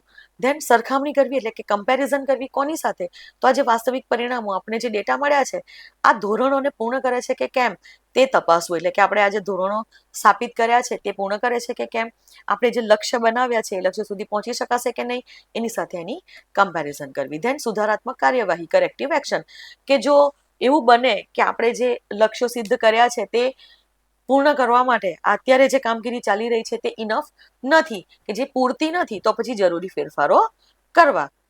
ઓકે, તો પછી એનો અર્થ એ પણ હોઈ શકે કે સ્ટાફને તમારે ફરીથી તાલીમ આપવી પડે, કે જે પ્રમાણે કામ કરવાનું કીધું હતું તે નહીં કર્યું તો એને ફરીથી તાલીમ આપો, એને ફરીથી શીખવાડો કે આ રીતે આ કામ કરવાનું છે. બજેટમાં ફેરફાર કરી શકાય, કે બજેટ એલોકેશન વધારી શકાય, ફંડિંગ વધારી શકાય અથવા ઘટાડી શકાય, જે કામ હોય, જે પ્રમાણે જરૂર હોય. અથવા તો ઇવન ઘણી વખત એવું પણ બને કે મૂળ યોજનામાં ફેરફાર કરવો, કે હવે આપણો તો પ્લાન હતો કે આપણે 200 કાર બનાવીશું, આપણને ખબર પણ હતી કે ના પોસિબલ નહીં થાય આપણાથી, પણ તેમ છતાંય આપણે આવો પ્લાન બનાવ્યો. સો ઘણી વખત એવું પણ બને કે આપણે લક્ષ્યાંકોને થોડા ડાઉનગ્રેડ પણ કરવા પડે, અથવા તો અપગ્રેડ પણ કરી શકીએ. કે સપોઝ આપણે એવું જોયું કે 6 મહિનામાં જ 80 કાર બની ગઈ છે અને વર્ષમાં 100 બનાવવાની હતી, તો ઓબ્વિયસલી આપણે 6 મહિને આપણો જે લક્ષ્યાંક છે એને ચેન્જ કરી દઈશું, કેમ કે ડિમાન્ડ પણ છે, લોકો માંગી પણ રહ્યા છે, તો જેટલી કાર વધારે બનશે એટલો જ પ્રોફિટ આપણને થશે. સો આ વસ્તુ અહીંયા આ રીતના આવશે કે પ્લાન પણ ચેન્જ કરવો. સો આ 5 ફંક્શન્સ આપણે જોયા, 5 કાર્યો આપણે જોયા. 5 કાર્યો કયા કયા આપણે જોયા? કુન્ઝ એન્ડ ઓડોનેલ એમણે જે 5 કાર્યો આપ્યા છે તેને ડિટેલમાં જોયા. એક તો આપણે જોયું પ્લાનિંગ એટલે કે આયોજન, ધેન આપણે જોયું ઓર્ગેનાઇઝિંગ એટલે કે ગોઠવણ, ધેન સ્ટાફિંગ, તો એનું તો ગુજરાતી સ્ટાફિંગ જ થશે. ધેન લીડરશિપ અથવા ડાયરેક્શન એટલે કે નેતૃત્વ અથવા દિગ્દર્શન, આ વસ્તુ આપણે જોઈ. ધેન કંટ્રોલિંગ એટલે કે નિયંત્રણ વિશે આપણે જાણ્યું. સો હવે આજના માટેનો લાસ્ટ ટોપિક કે વ્યવસ્થાપનની ભૂમિકાઓ, મેનેજમેન્ટ રોલ્સ. કોઈને કંઈ ડાઉટ હોય તો મને કમેન્ટ કરી દેજો, અને લાઈવ લેક્ચર જોઈએ કે તમારા ડાઉટ્સ ક્વિકલી સોલ્વ થઈ જાય તો પણ તમે મને કહેજો. ચલો હવે મેનેજમેન્ટ રોલ્સની વાત કરીએ, વ્યવસ્થાપન ભૂમિકાઓ. તો 1960ના દાયકાના અંતમાં આ હેનરી મિન્ટ્સબર્ગ છે, એમણે એક્ઝિક્યુટિવ્સનો એક પ્રખ્યાત અભ્યાસ હાથ ધર્યો અને એમણે કહ્યું કે મેનેજરો એકચ્યુઅલી 10 અલગ અલગ ભૂમિકાઓ ભજવે છે, ડિફરન્ટ 10 ટાઈપના રોલ્સ એ પ્લે કરે છે, કે જેને એકચ્યુઅલી આપણે 3 વૈચારિક શ્રેણીઓમાં જૂથબદ્ધ કરી શકાય. એટલે કે 3 ડિફરન્ટ ફિલોસોફિકલ રોલ્સની અંદર 3 ડિફરન્ટ જૂથમાં એને આપણે વર્ગીકૃત કરી શકીએ કે આ 10 રોલ્સ છે, આ 10 રોલ્સને આપણે 3 ગ્રુપમાં ડિવાઈડ કરી શકીએ. તો જેમાં સૌથી પહેલી, અચ્છા આ પણ યાદ રાખજો કે મેનેજમેન્ટ રોલ્સ કોણે આપ્યા? હેનરી મિન્ટ્સબર્ગે. ઠીક છે, ચલો હવે આ જે રોલ્સ 3 કયા કયા છે? તો એક છે ફર્સ્ટ ઇઝ ઇન્ટરપર્સનલ રોલ્સ, એટલે કે આંતર વ્યક્તિત્વ ભૂમિકાઓ. તો વ્યવસ્થાપન અથવા મેનેજર્સની જે ભૂમિકાઓ હોય છે તેમાં એક ભૂમિકા નિભાવતા હોય છે આ આંતર વ્યક્તિત્વની. ઇન્ટરપર્સનલ રોલ્સ એટલે શું? તો આ ભૂમિકાઓમાં એકચ્યુઅલી લોકોની સાથે વ્યવહાર કરવાનો સમાવેશ છે. હવે આ વ્યવહાર કયા? તો સંસ્થાની અંદરના લોકો પણ અને બહારના લોકો પણ, આ બંને સાથે જે વ્યવહાર છે તેનો મિનિંગ થાય ઇન્ટરપર્સનલ રોલ્સ અથવા આંતર વ્યક્તિત્વ ભૂમિકાઓ, કે વ્યક્તિઓ સાથે, લોકો સાથે તમારે સંદેશા વ્યવહાર અથવા તો આદાન પ્રદાન કરવું. આ વ્યવહાર જે છે એ પ્રતિકાત્મક હોઈ શકે છે, એટલે કે સિમ્બોલિક હોઈ શકે છે, અથવા ઔપચારિક એટલે કે ફોર્મલ અથવા સેરેમોનિયલ સ્વભાવનો પણ હોઈ શકે છે. હમણાં આપણે જોઈશું આના આ જે ભૂમિકાઓ છે એમાં પણ અલગ અલગ ભૂમિકાઓ આવશે ને, એ જોશે એટલે તમને ખબર પડશે કે કઈ રીતના કહેવા માંગે છે. તો સૌથી પહેલા ઇન્ટરપર્સનલ રોલ આવશે કે મેનેજર એ એક ફિગર હેડ તરીકે વર્ક કરશે. તેનો રોલ છે કે એક ફિગર હેડ તરીકે વર્ક કરવું, એક ફિગર હેડ બનવું, એટલે કે પ્રતિકાત્મક નેતા તરીકે કાર્ય કરવું. કે અહીંયા કેવા રોલ્સ આવશે આ પ્રતિકાત્મક નેતા તરીકે? જેમ કે રિબન કાપવામાં હાજરી આપવી. ઓબ્વિયસલી તમે જ્યારે કોઈ પણ સંસ્થા હોય એની રિબન કોણ કાપે? તો ઓબ્વિયસલી કે સપોઝ એપલ કંપની છે, ઓકે, તો એપલ કંપનીએ આઈફોન બનાવવા માટેનો પ્લાન્ટ જ્યારે ભારતમાં નાખ્યો તો અહીંયા ભારતમાં રિબન કોણે કાપી? તો સીઈઓ, ભારતમાં જે સીઈઓ છે એપલ ઇન્ડિયાના, એમણે કાપી ને, મતલબ કે મેનેજમેન્ટનો પાર્ટ છે તો એ રિબન કાપી એમણે. અને કે ઇન્ટરપર્સનલ રોલ, કે એમણે એક નેતૃત્વ સ્થાપિત કર્યું, કે એક પ્રતિકાત્મક નેતા છે એવું એમણે બતાવ્યું. સો એ છે કે રિબન કાપવામાં હાજરી આપવી, ધેન દસ્તાવેજો પર હસ્તાક્ષર કરવા, કે જે કંઈ પણ દસ્તાવેજો હોય છે તો એમાં એમની સહીની જરૂર પડે, એટલે કે એમણે ઓથોરાઇઝ કરી છે આ વસ્તુ તે રીતના. ત્યાર પછી રાત્રિ ભોજનનું આયોજન કરવું, એટલે ઘણી વખત તમે જોજો કે ડિનર્સ અરેન્જ કરતા હોય છે, પર્ટિક્યુલરલી યર એન્ડમાં, ડિસેમ્બર મહિનામાં કે માર્ચ મહિનાની અંદર આ વસ્તુ આપણે જોતા હોઈએ છીએ. આવા મેળાવડા અરેન્જ કરવા, ડિનર્સ, ક્લાયન્ટ્સ સાથેના ડિનર્સ હોય છે, તો આ બધી વસ્તુ એ લોકો કરે. ધેન સામાજિક અથવા કાનૂની ફરજો બજાવી, તો આ બધી વસ્તુ થશે એક પ્રતિકાત્મક નેતા તરીકેની કામગીરી. એટલે કે અહીંયા પણ વ્યવહાર થઈ ગયો ને, સંદેશા વ્યવહાર કહો કે એક નોર્મલ વ્યવહાર કહો, એટલે કે જે વ્યવહારુ કાર્યો ઇન્ટરપર્સનલ રોલમાં ફર્સ્ટ ઇઝ ધ ફિગર હેડ, પ્રતિકાત્મક નેતા તરીકે કામ કરવું. બીજું છે નેતા, લીડરશિપની ભૂમિકા નિભાવે. અને સૌથી મહત્વપૂર્ણ એકચ્યુઅલી આંતરવ્યક્તિત્વ ભૂમિકા છે, કે જેની અંદર ગૌણ અધિકારીઓ જે છે તેમાં જે સબઓર્ડિનેટ છે તેમના વ્યક્તિગત ધ્યેયોને સંસ્થાના ધ્યેયો સાથે સંરેખિત કરવા માટે, તેની સાથે અલાઇન કરવા માટે, એટલે કે કોઈ પણ એમ્પ્લોય હોય એનું વ્યક્તિગત ધ્યેય હોય, તેનું એક વ્યક્તિગત લક્ષ્ય હોય, એને સંસ્થાના ધ્યેયો સાથે અલાઇન કરવા માટે તેમને પ્રોત્સાહિત કરવા, તેમને તાલીમ આપવી, તેમને ટ્રેન કરવા અને તેમને ડાયરેક્શન આપવું, એટલે કે તેમને નિર્દેશિત કરવા, એનો સમાવેશ થાય આ લીડરશિપમાં. ધેન સંપર્ક, એટલે કે લાયઝન ઓફિસર તરીકે પણ એ વર્ક કરશે. તો બહારના સંપર્કોનું નેટવર્ક જાળવવું. હવે આ જે બહારના સંપર્ક છે એ આપણને મદદ અને માહિતી પૂરી પાડતા હોય છે, તો એ આ જગ્યાએ આવે. એ આંતરિક ટીમ સાથે પણ હોઈ શકે અને બાહ્ય વિશ્વ, આ બંને વચ્ચેના અંતરને દૂર કરે છે. સો 3 રોલ્સ થશે અહીંયા, ફિગર હેડ, લીડર અને લાયઝન. આ 3 એટલે કે સંપર્ક અધિકારી તરીકે પણ વર્તે મેનેજર્સ, તે લીડર તરીકે પણ વર્તે અને તે એક ફિગર હેડ તરીકે પણ, પ્રતિકાત્મક નેતા તરીકે પણ વર્તે. ધેન હવે બીજા રોલ્સ, બીજું ગ્રુપ ભૂમિકાઓનું જે છે માહિતીપ્રદ ભૂમિકાઓ અથવા તો ઇન્ફોર્મેશનલ રોલ્સ. અને અહીંયા શું થશે? તો એ માહિતીના વિનિમય, પ્રક્રિયા અને વિતરણ ઉપર ધ્યાન કેન્દ્રિત કરે છે. એટલે કે માહિતીનો વિનિમય, માહિતીનું ડિસેમિનેશન, માહિતીનું પ્રોસેસિંગ અને માહિતીનો ડિસ્ટ્રીબ્યુશન, આના ઉપર એ વર્ક કરે છે. અને મેનેજર એકચ્યુઅલી વિભાગના ચેતા કેન્દ્ર તરીકે કાર્ય કરે છે. ચેતા કેન્દ્ર એટલે નવ સેન્ટર. ઓબ્વિયસલી આપણું નવ સેન્ટર, આપણું જે મગજ છે એ બધી જ જગ્યાએ માહિતીનું આદાન પ્રદાન કરે છે ને, અને એટલા માટે મેનેજર્સ જે હોય એ આવી રીતના ચેતા કેન્દ્ર તરીકે કાર્ય કરે. ચલો અહીંયા કયા રોલ્સ આવશે? તો એક તો છે મોનિટરિંગનો રોલ. ઓકે, તો માહિતી માટે પર્યાવરણનું સતત નિરીક્ષણ કરવું. અહીંયા પર્યાવરણ એટલે કે બિઝનેસ એન્વાયરમેન્ટ. ઓકે, તો અહીંયા બિઝનેસ એન્વાયરમેન્ટનું સતત નિરીક્ષણ કર્યા કરવું પડે, મોનિટરિંગ કર્યા કરવું પડે. વલણોનું અવલોકન કરવું. વલણો એટલે કે હવે લોકોના વલણો, ગવર્મેન્ટના વલણો, આ બધાનું અવલોકન કરવું. લોકોના વલણો એટલે કે લોકોની ચોઇસીસ કઈ રીતના બદલાઈ રહી છે, લોકોના ટેસ્ટ કઈ રીતના બદલાઈ રહ્યા છે, પ્રેફરન્સીસ કઈ રીતે બદલાઈ રહ્યા છે, તેનું અવલોકન પણ તે લોકોને કરવું પડે. દેન સમસ્યાઓ અથવા તો તકોને ઓળખવીને અવલોકન કરો તો જ ખબર પડે કે કોઈ સમસ્યા છે કે નહીં, કોઈ સમસ્યા આવી રહી છે કે નહીં, અને કોઈ ઓપોર્ચ્યુનિટીઝ અહીંયા આપણને મળી રહી છે કે નહીં, તેને ઓળખવી. બીજું કે મેનેજર એકચ્યુઅલી ગ્રાહકોની રુચિ અને પસંદગીઓ, ત્યાર પછી સ્પર્ધકોની ક્રિયાઓ એટલે કે કોમ્પિટિટર્સ જે કામ કરી રહ્યા હોય તે, દેન સરકારી નીતિઓ, આ બધાના સંદર્ભમાં થઈ રહેલા ફેરફારો વિશે માહિતી મેળવવાની જરૂર હોય છે, અને એ માહિતી એ મેળવતા હોય છે. એટલે ક્યાંક મોનિટરિંગનું કામ, મોનિટર તરીકેની એક ભૂમિકા એ ભજવે છે.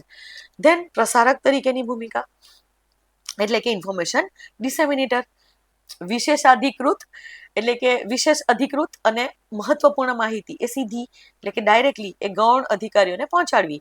આ ગૌણ અધિકારીઓ વિશે પાસે એકચ્યુઅલી આવી જે સ્પેશિયલ માહિતી જે હોય કે જે ખાલી અમુક વ્યક્તિઓને જ મળતી હોય અથવા તો જે ઇમ્પોર્ટન્ટ ઇન્ફોર્મેશન હોય તે લોકો પાસે ડાયરેક્ટલી તો આવે નહીં ને, કે જેની એક્સેસ આજે ગૌણ અધિકારીઓ પાસે ન હોય, પણ ગૌણ અધિકારીઓને તેની જરૂર હોઈ શકે છે કામ કરવા માટે, અને તેથી તે એક પ્રસારક તરીકે પણ કામ કરે છે. ધેન પ્રવક્તા અથવા તો સ્પોક્સ પર્સન તરીકે પણ કામ કરવું, કે જે યોજનાઓ છે, નીતિઓ છે, પરિણામો છે, આ બધાનો સંચાર કરવો અને કમ્યુનિકેટ કરવા. કોની સાથે? તો બહારના લોકો સાથે, જેમ કે નિર્દેશકો છે, મીડિયા છે, અથવા જનતા સમક્ષ સંસ્થાનું પ્રતિનિધિત્વ કરવું. અને હોય છે ને ઘણી વખત ઘણા સીઈઓઝના સ્ટેટમેન્ટ્સ આવતા હોય છે, ઘણી વખત તમે બેંકના મેનેજર્સના સ્ટેટમેન્ટ જોતા હોવ છો. ઘણી વાર એવું બને કે બેંક નાદારીમાં જઈ રહી છે અને આવા પેનિક જ્યારે ક્રિએટ થાય, એવી અફવાઓ જ્યારે આવે તો તરત જ તમે જોજો કે બેંકના સીઈઓ કે બેંકના મેનેજર કે બેંકના ચેરમેન આવીને તરત જ તેમનું એક સ્ટેટમેન્ટ આપતા હોય છે કે ના આ વસ્તુ ખોટી છે કે આ વસ્તુ સાચી છે. તો આ જે વસ્તુ છે ને પ્રવક્તા તરીકે વર્તે છે તેવું કહેવાય. ત્યાર પછી હવે થર્ડ રોલ્સ એટલે કે ઇન્ફોર્મેશનલ રોલ્સ જે છે, માહિતીપ્રદ ભૂમિકાઓ, એમાં 3 આવશે કે એક મોનિટરની ભૂમિકા, બીજી આવશે પ્રસારકની ભૂમિકા, અને ત્રીજી આવશે પ્રવક્તાની ભૂમિકા. હવે નિર્ણાયક ભૂમિકાઓ લઈએ, ડિસિઝનલ રોલ. થર્ડ ગ્રુપ લઈએ ભૂમિકાઓનું, તો આ જે ભૂમિકાઓ છે તે મેનેજમેન્ટ પ્રવૃત્તિઓનો મુખ્ય ભાગ છે કે જેની અંદર સંસ્થાને આગળ ધપાવવા માટે, નિર્ણયો લેવા માટે માહિતીનો ઉપયોગ કરવાનો સમાવેશ થાય છે. એટલે કે મેનેજર્સ માહિતીનો ઉપયોગ કરીને જે નિર્ણય લે છે અને જે ભૂમિકાઓ નિભાવતા હોય છે તેને કહીશું આપણે ડિસિઝનલ રોલ્સ એટલે કે નિર્ણાયક ભૂમિકાઓ, નિર્ણય લેનારી ભૂમિકાઓ.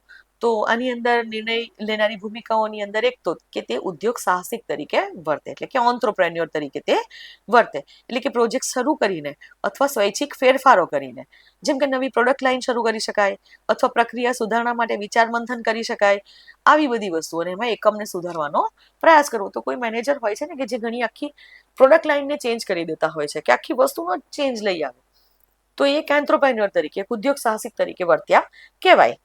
તો એક આ થશે ડિસિઝનલ રોલ, કે ડિસિઝન લેવું પડે ને પ્રોજેક્ટ શરૂ કરવા માટે, કે આ વસ્તુઓ કે નવી પ્રોડક્ટ લાઇન શરૂ કરવી હોય તો નિર્ણય લેવો પડે ને, તો આ નિર્ણાયક ભૂમિકા કહેવાશે.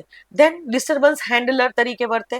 અહીંયા ડિસ્ટર્બન્સ હેન્ડલરનો મતલબ એવો થશે કે જ્યારે સંસ્થાને કંઈક અચાનક કોઈ આકસ્મિક સંજોગો ઊભા થઈ જાય, જેમ કે હડતાલ થઈ ગઈ, સામગ્રીની અછત એટલે કે મટીરિયલ શોર્ટેજ થઈ, નાદારી થઈ ગઈ, બેન્કરપ્સી થઈ, અથવા તો તૂટેલા કરારો એટલે કે જે ટ્રીટીઝ કે જે એગ્રીમેન્ટ સાઇન કર્યા હતા તે તૂટી જાય, તો આવા જે અણધાર્યા અવરોધો આવતા હોય છે, આવા જે પ્રેડિકામેન્ટ આવતા હોય છે, તેનો જ્યારે સામનો કરવો પડે તો એ વસ્તુની જવાબદારી સંભાળવી અને આ ડિસ્ટર્બન્સને ઓછી કરવાનો ટ્રાય કરવો, પ્લસ અહીંયા નિર્ણયો લેવા કે આ પરિસ્થિતિમાં કયો નિર્ણય બેસ્ટ રહેશે, કયા નિર્ણયથી આપણે સંસ્થાને બચાવી શકીશું, કે કયા નિર્ણયથી સંસ્થાને લાભ થશે. તો એવા નિર્ણયો આ ડિસ્ટર્બન્સ જ્યારે આવતી હોય તો તે વખતે તેને હેન્ડલ કરીને લેવા પડતા હોય છે. તો આ જે ડિસિઝનલ રોલ્સની અંદર આવશે. ધેન સંસાધન ફાળવણીકાર કે રિસોર્સ અલોકેટર, તો એ જે છે કે કોને શું મળશે તે બરાબર નક્કી કરવું, કોને કેટલો પગાર મળશે થી લઈ અને કોને કયા સંસાધનો મળશે, કયો રો મટીરિયલ કોણ યુઝ કરશે, એ બધી વસ્તુ, જેમ કે પૈસા છે, સમય છે, સાધનો છે અને માનવ સંસાધનો, આ બધાનું વિતરણ કરવાનું કામ કોણ કરે, એનો જે નિર્ણય લેવાનો હોય એ નિર્ણય કરવા માટે પણ એક ડિસિઝન લેવું પડે ને, આ નિર્ણય સંસાધન ફાળવણીકાર કરે અને એ રોલ એ ડિસિઝનલ રોલ થશે. ધેન વાટાઘાટકાર એટલે કે નિગોશિએટર, આનો મતલબ એ છે કે યુનિયનનો સાથે કરાર કરવા, ઓબ્વિયસલી યુનિયન સાથે પણ નિગોશિએશન્સ ચાલતા હોય ને, કે યુનિયન કે અમારો પગાર વધારી દો, તો નિગોશિએશન્સ કરતા હોય. યુનિયન 30% માંગતી હોય તો લાઈને 15% એ ઉભા રહે, કે 10% કે 5% આપવા, એટલે ઇન્ક્રીઝ કરવું, ઇન્ક્રીમેન્ટ કરવું પગારમાં. તો આ નિગોશિએટર તરીકે પણ કોણ, આ મેનેજર્સ જ હોય. ધેન સપ્લાયરના ભાવો નક્કી કરવા, કે સપ્લાયર જે છે એ આપણને જે મટીરિયલ સપ્લાય કરે છે તેની સાથે આપણે ભાવો નક્કી કરવા, એની સાથે નિગોશિએશન્સ કરવા, કે જેથી આપણને સસ્તામાં રો મટીરિયલ્સ મળી રહે. ધેન મર્જર, કે સપોઝ કોઈ કંપની સાથે આપણે મર્જર કરવું છે કે નહીં, કરવું જોઈએ કે નહીં, મર્જરની આખી પ્રોસેસ, તો એનું પણ નિર્ણય લેવાનો હોય. તો આ જે મુખ્ય વાટાઘાટો જે હોય, આ વાટાઘાટો એ એમાં વિભાગ અથવા સંગઠનનું પ્રતિનિધિત્વ કોણ કરશે? આ વ્યવસ્થાપનના અધિકારીઓ કરશે, એટલે કે મેનેજર્સ કરશે, વ્યવસ્થાપકો કરશે. ઇવન મેનેજરો એ આર્થિક સંઘર્ષોમાં મધ્યસ્થી તરીકે પણ ભાગ લે છે, એટલે કે આર્બિટ્રેટર્સ તરીકે, કે જ્યારે યુનિયનની અંદર આંતરિક સંઘર્ષોનો મતલબ એ થાય કે સ્ટ્રાઇક થઈ ગઈ હોય, તો તે વખતે આ જે યુનિયનના લીડર્સ છે એની સાથે મધ્યસ્થી કરવાનું કામ કોણ કરશે? એટલે કે માલિક અને આ યુનિયન, માલિક અને વર્કર વચ્ચે એક આર્બિટ્રેશનનું કામ કોણ કરે? મેનેજર્સ કરે, કે જે બંનેના હિતોનું ધ્યાન રાખશે. સો આ પણ તમારો કેવો થઈ ગયો? આ થઈ ગયો તમારો ડિસિઝનલ રોલ્સ. તો ફ્રેન્ડ્સ, આજે આટલું રાખીએ. હવે આ પીડીએફ હું તમને ટેલિગ્રામ ચેનલ પર અવેલેબલ કરાવીશ, તો મારી ટેલિગ્રામ ચેનલ જો જોઈન ન કરી હોય તો કરજો. ડિસ્ક્રિપ્શન બોક્સમાં ટેલિગ્રામ ચેનલની લિંક મેં આપેલી છે. તો એક તો આ છે કે ટેલિગ્રામ ચેનલ ઉપર તમને પીડીએફ મળી જશે આની, અને સાથે સાથે તમને એક ક્વિઝ પણ મળશે, કે જેમાં આજનો આ જે લેક્ચર છે એના ઉપરથી મેં પ્રશ્નો રેડી કરેલા છે, અને આ પ્રશ્નોના જવાબો તમે આપશો તો તમને ખબર પડશે કે એક્ઝામમાં કેવા પ્રશ્નો પૂછાય છે અને તમે વસ્તુને બરાબર રીતે સમજ્યા છો કે નહીં. સો એ જે ક્વિઝ છે, જે એમસીક્યુઝ છે, તે પણ તમે સોલ્વ કરજો. તો તમને પીડીએફ મળશે, એક વખત તે વાંચી લેજો. લેક્ચર તો તમે જોઈ જ લીધો છે, તો પીડીએફ વાંચો અને પછી એ એમસીક્યુઝને સોલ્વ કરજો. આન્સર કી એમાં નીચે જ મેં આપેલી છે, તો પહેલા પોતાની રીતે સોલ્વ કરજો અને પછી તમે આન્સર્સ જોજો. તો આ એક ચેપ્ટર આપણું પૂરું થયું અહીંયા મેનેજમેન્ટ વિશે, just principles of management. Okay, એટલે કે વ્યવસ્થાપનના સિદ્ધાંતો આપણે જોયા અત્યાર સુધીમાં. હવે નેક્સ્ટ લેક્ચર લઈને જલ્દીથી તમને મળીશ. મારો વિડીયો જો પસંદ આવ્યો હોય, આ વિડીયો પસંદ આવ્યો હોય, તો જરૂરથી તેને લાઈક કરજો, તમારા ફ્રેન્ડ્સ સાથે શેર કરો, કે જેથી આ ફ્રી કોર્સનો લાભ બધાને મળી શકે. ફ્રેન્ડ્સ, ક્યાં યુટ્યુબ ઉપર આ જે સ્પેશિયલાઇઝ્ડ કોર્સિસ છે તે ફ્રીમાં અવેલેબલ નથી હોતા, તમારે પૈસા ખર્ચવા પડે છે. મટીરિયલ પણ ફ્રીમાં અવેલેબલ નથી હોતું જે હું પ્રોવાઈડ કરું છું. તો એક નાની અમથી ગુરુદક્ષિણા તો તમે મને આપી શકો ને. તમારે શું કરવાનું છે? જસ્ટ નાની અમથી ફીસ પે કરવાની છે. લાઈક, શેર એન્ડ સબસ્ક્રાઇબ, બસ આટલું કરી દેજો. અને નેક્સ્ટ વાંચતા રહો, જરૂરથી સફળતા મળશે. આપણે આ વહીવટી અધિકારી બનવાનું જ છે. ઓકે, કોમ્પિટિશનની આપણે હમણાં ચિંતા નથી કરવાની. આપણી કોમ્પિટિશન અત્યારે પોતાની સાથે છે. પોતાની સાથે કોમ્પિટિશન કરો, કે તમે આજે જે કર્યું છે તે તમને એક્ઝામ સુધી પહોંચાડવા માટે કામ લાગશે કે નહીં. One day at a time લો. Happy learning, happy studying. જલ્દીથી ફરીથી મળીશું નવા લેક્ચર સાથે. ત્યાં સુધી બાય.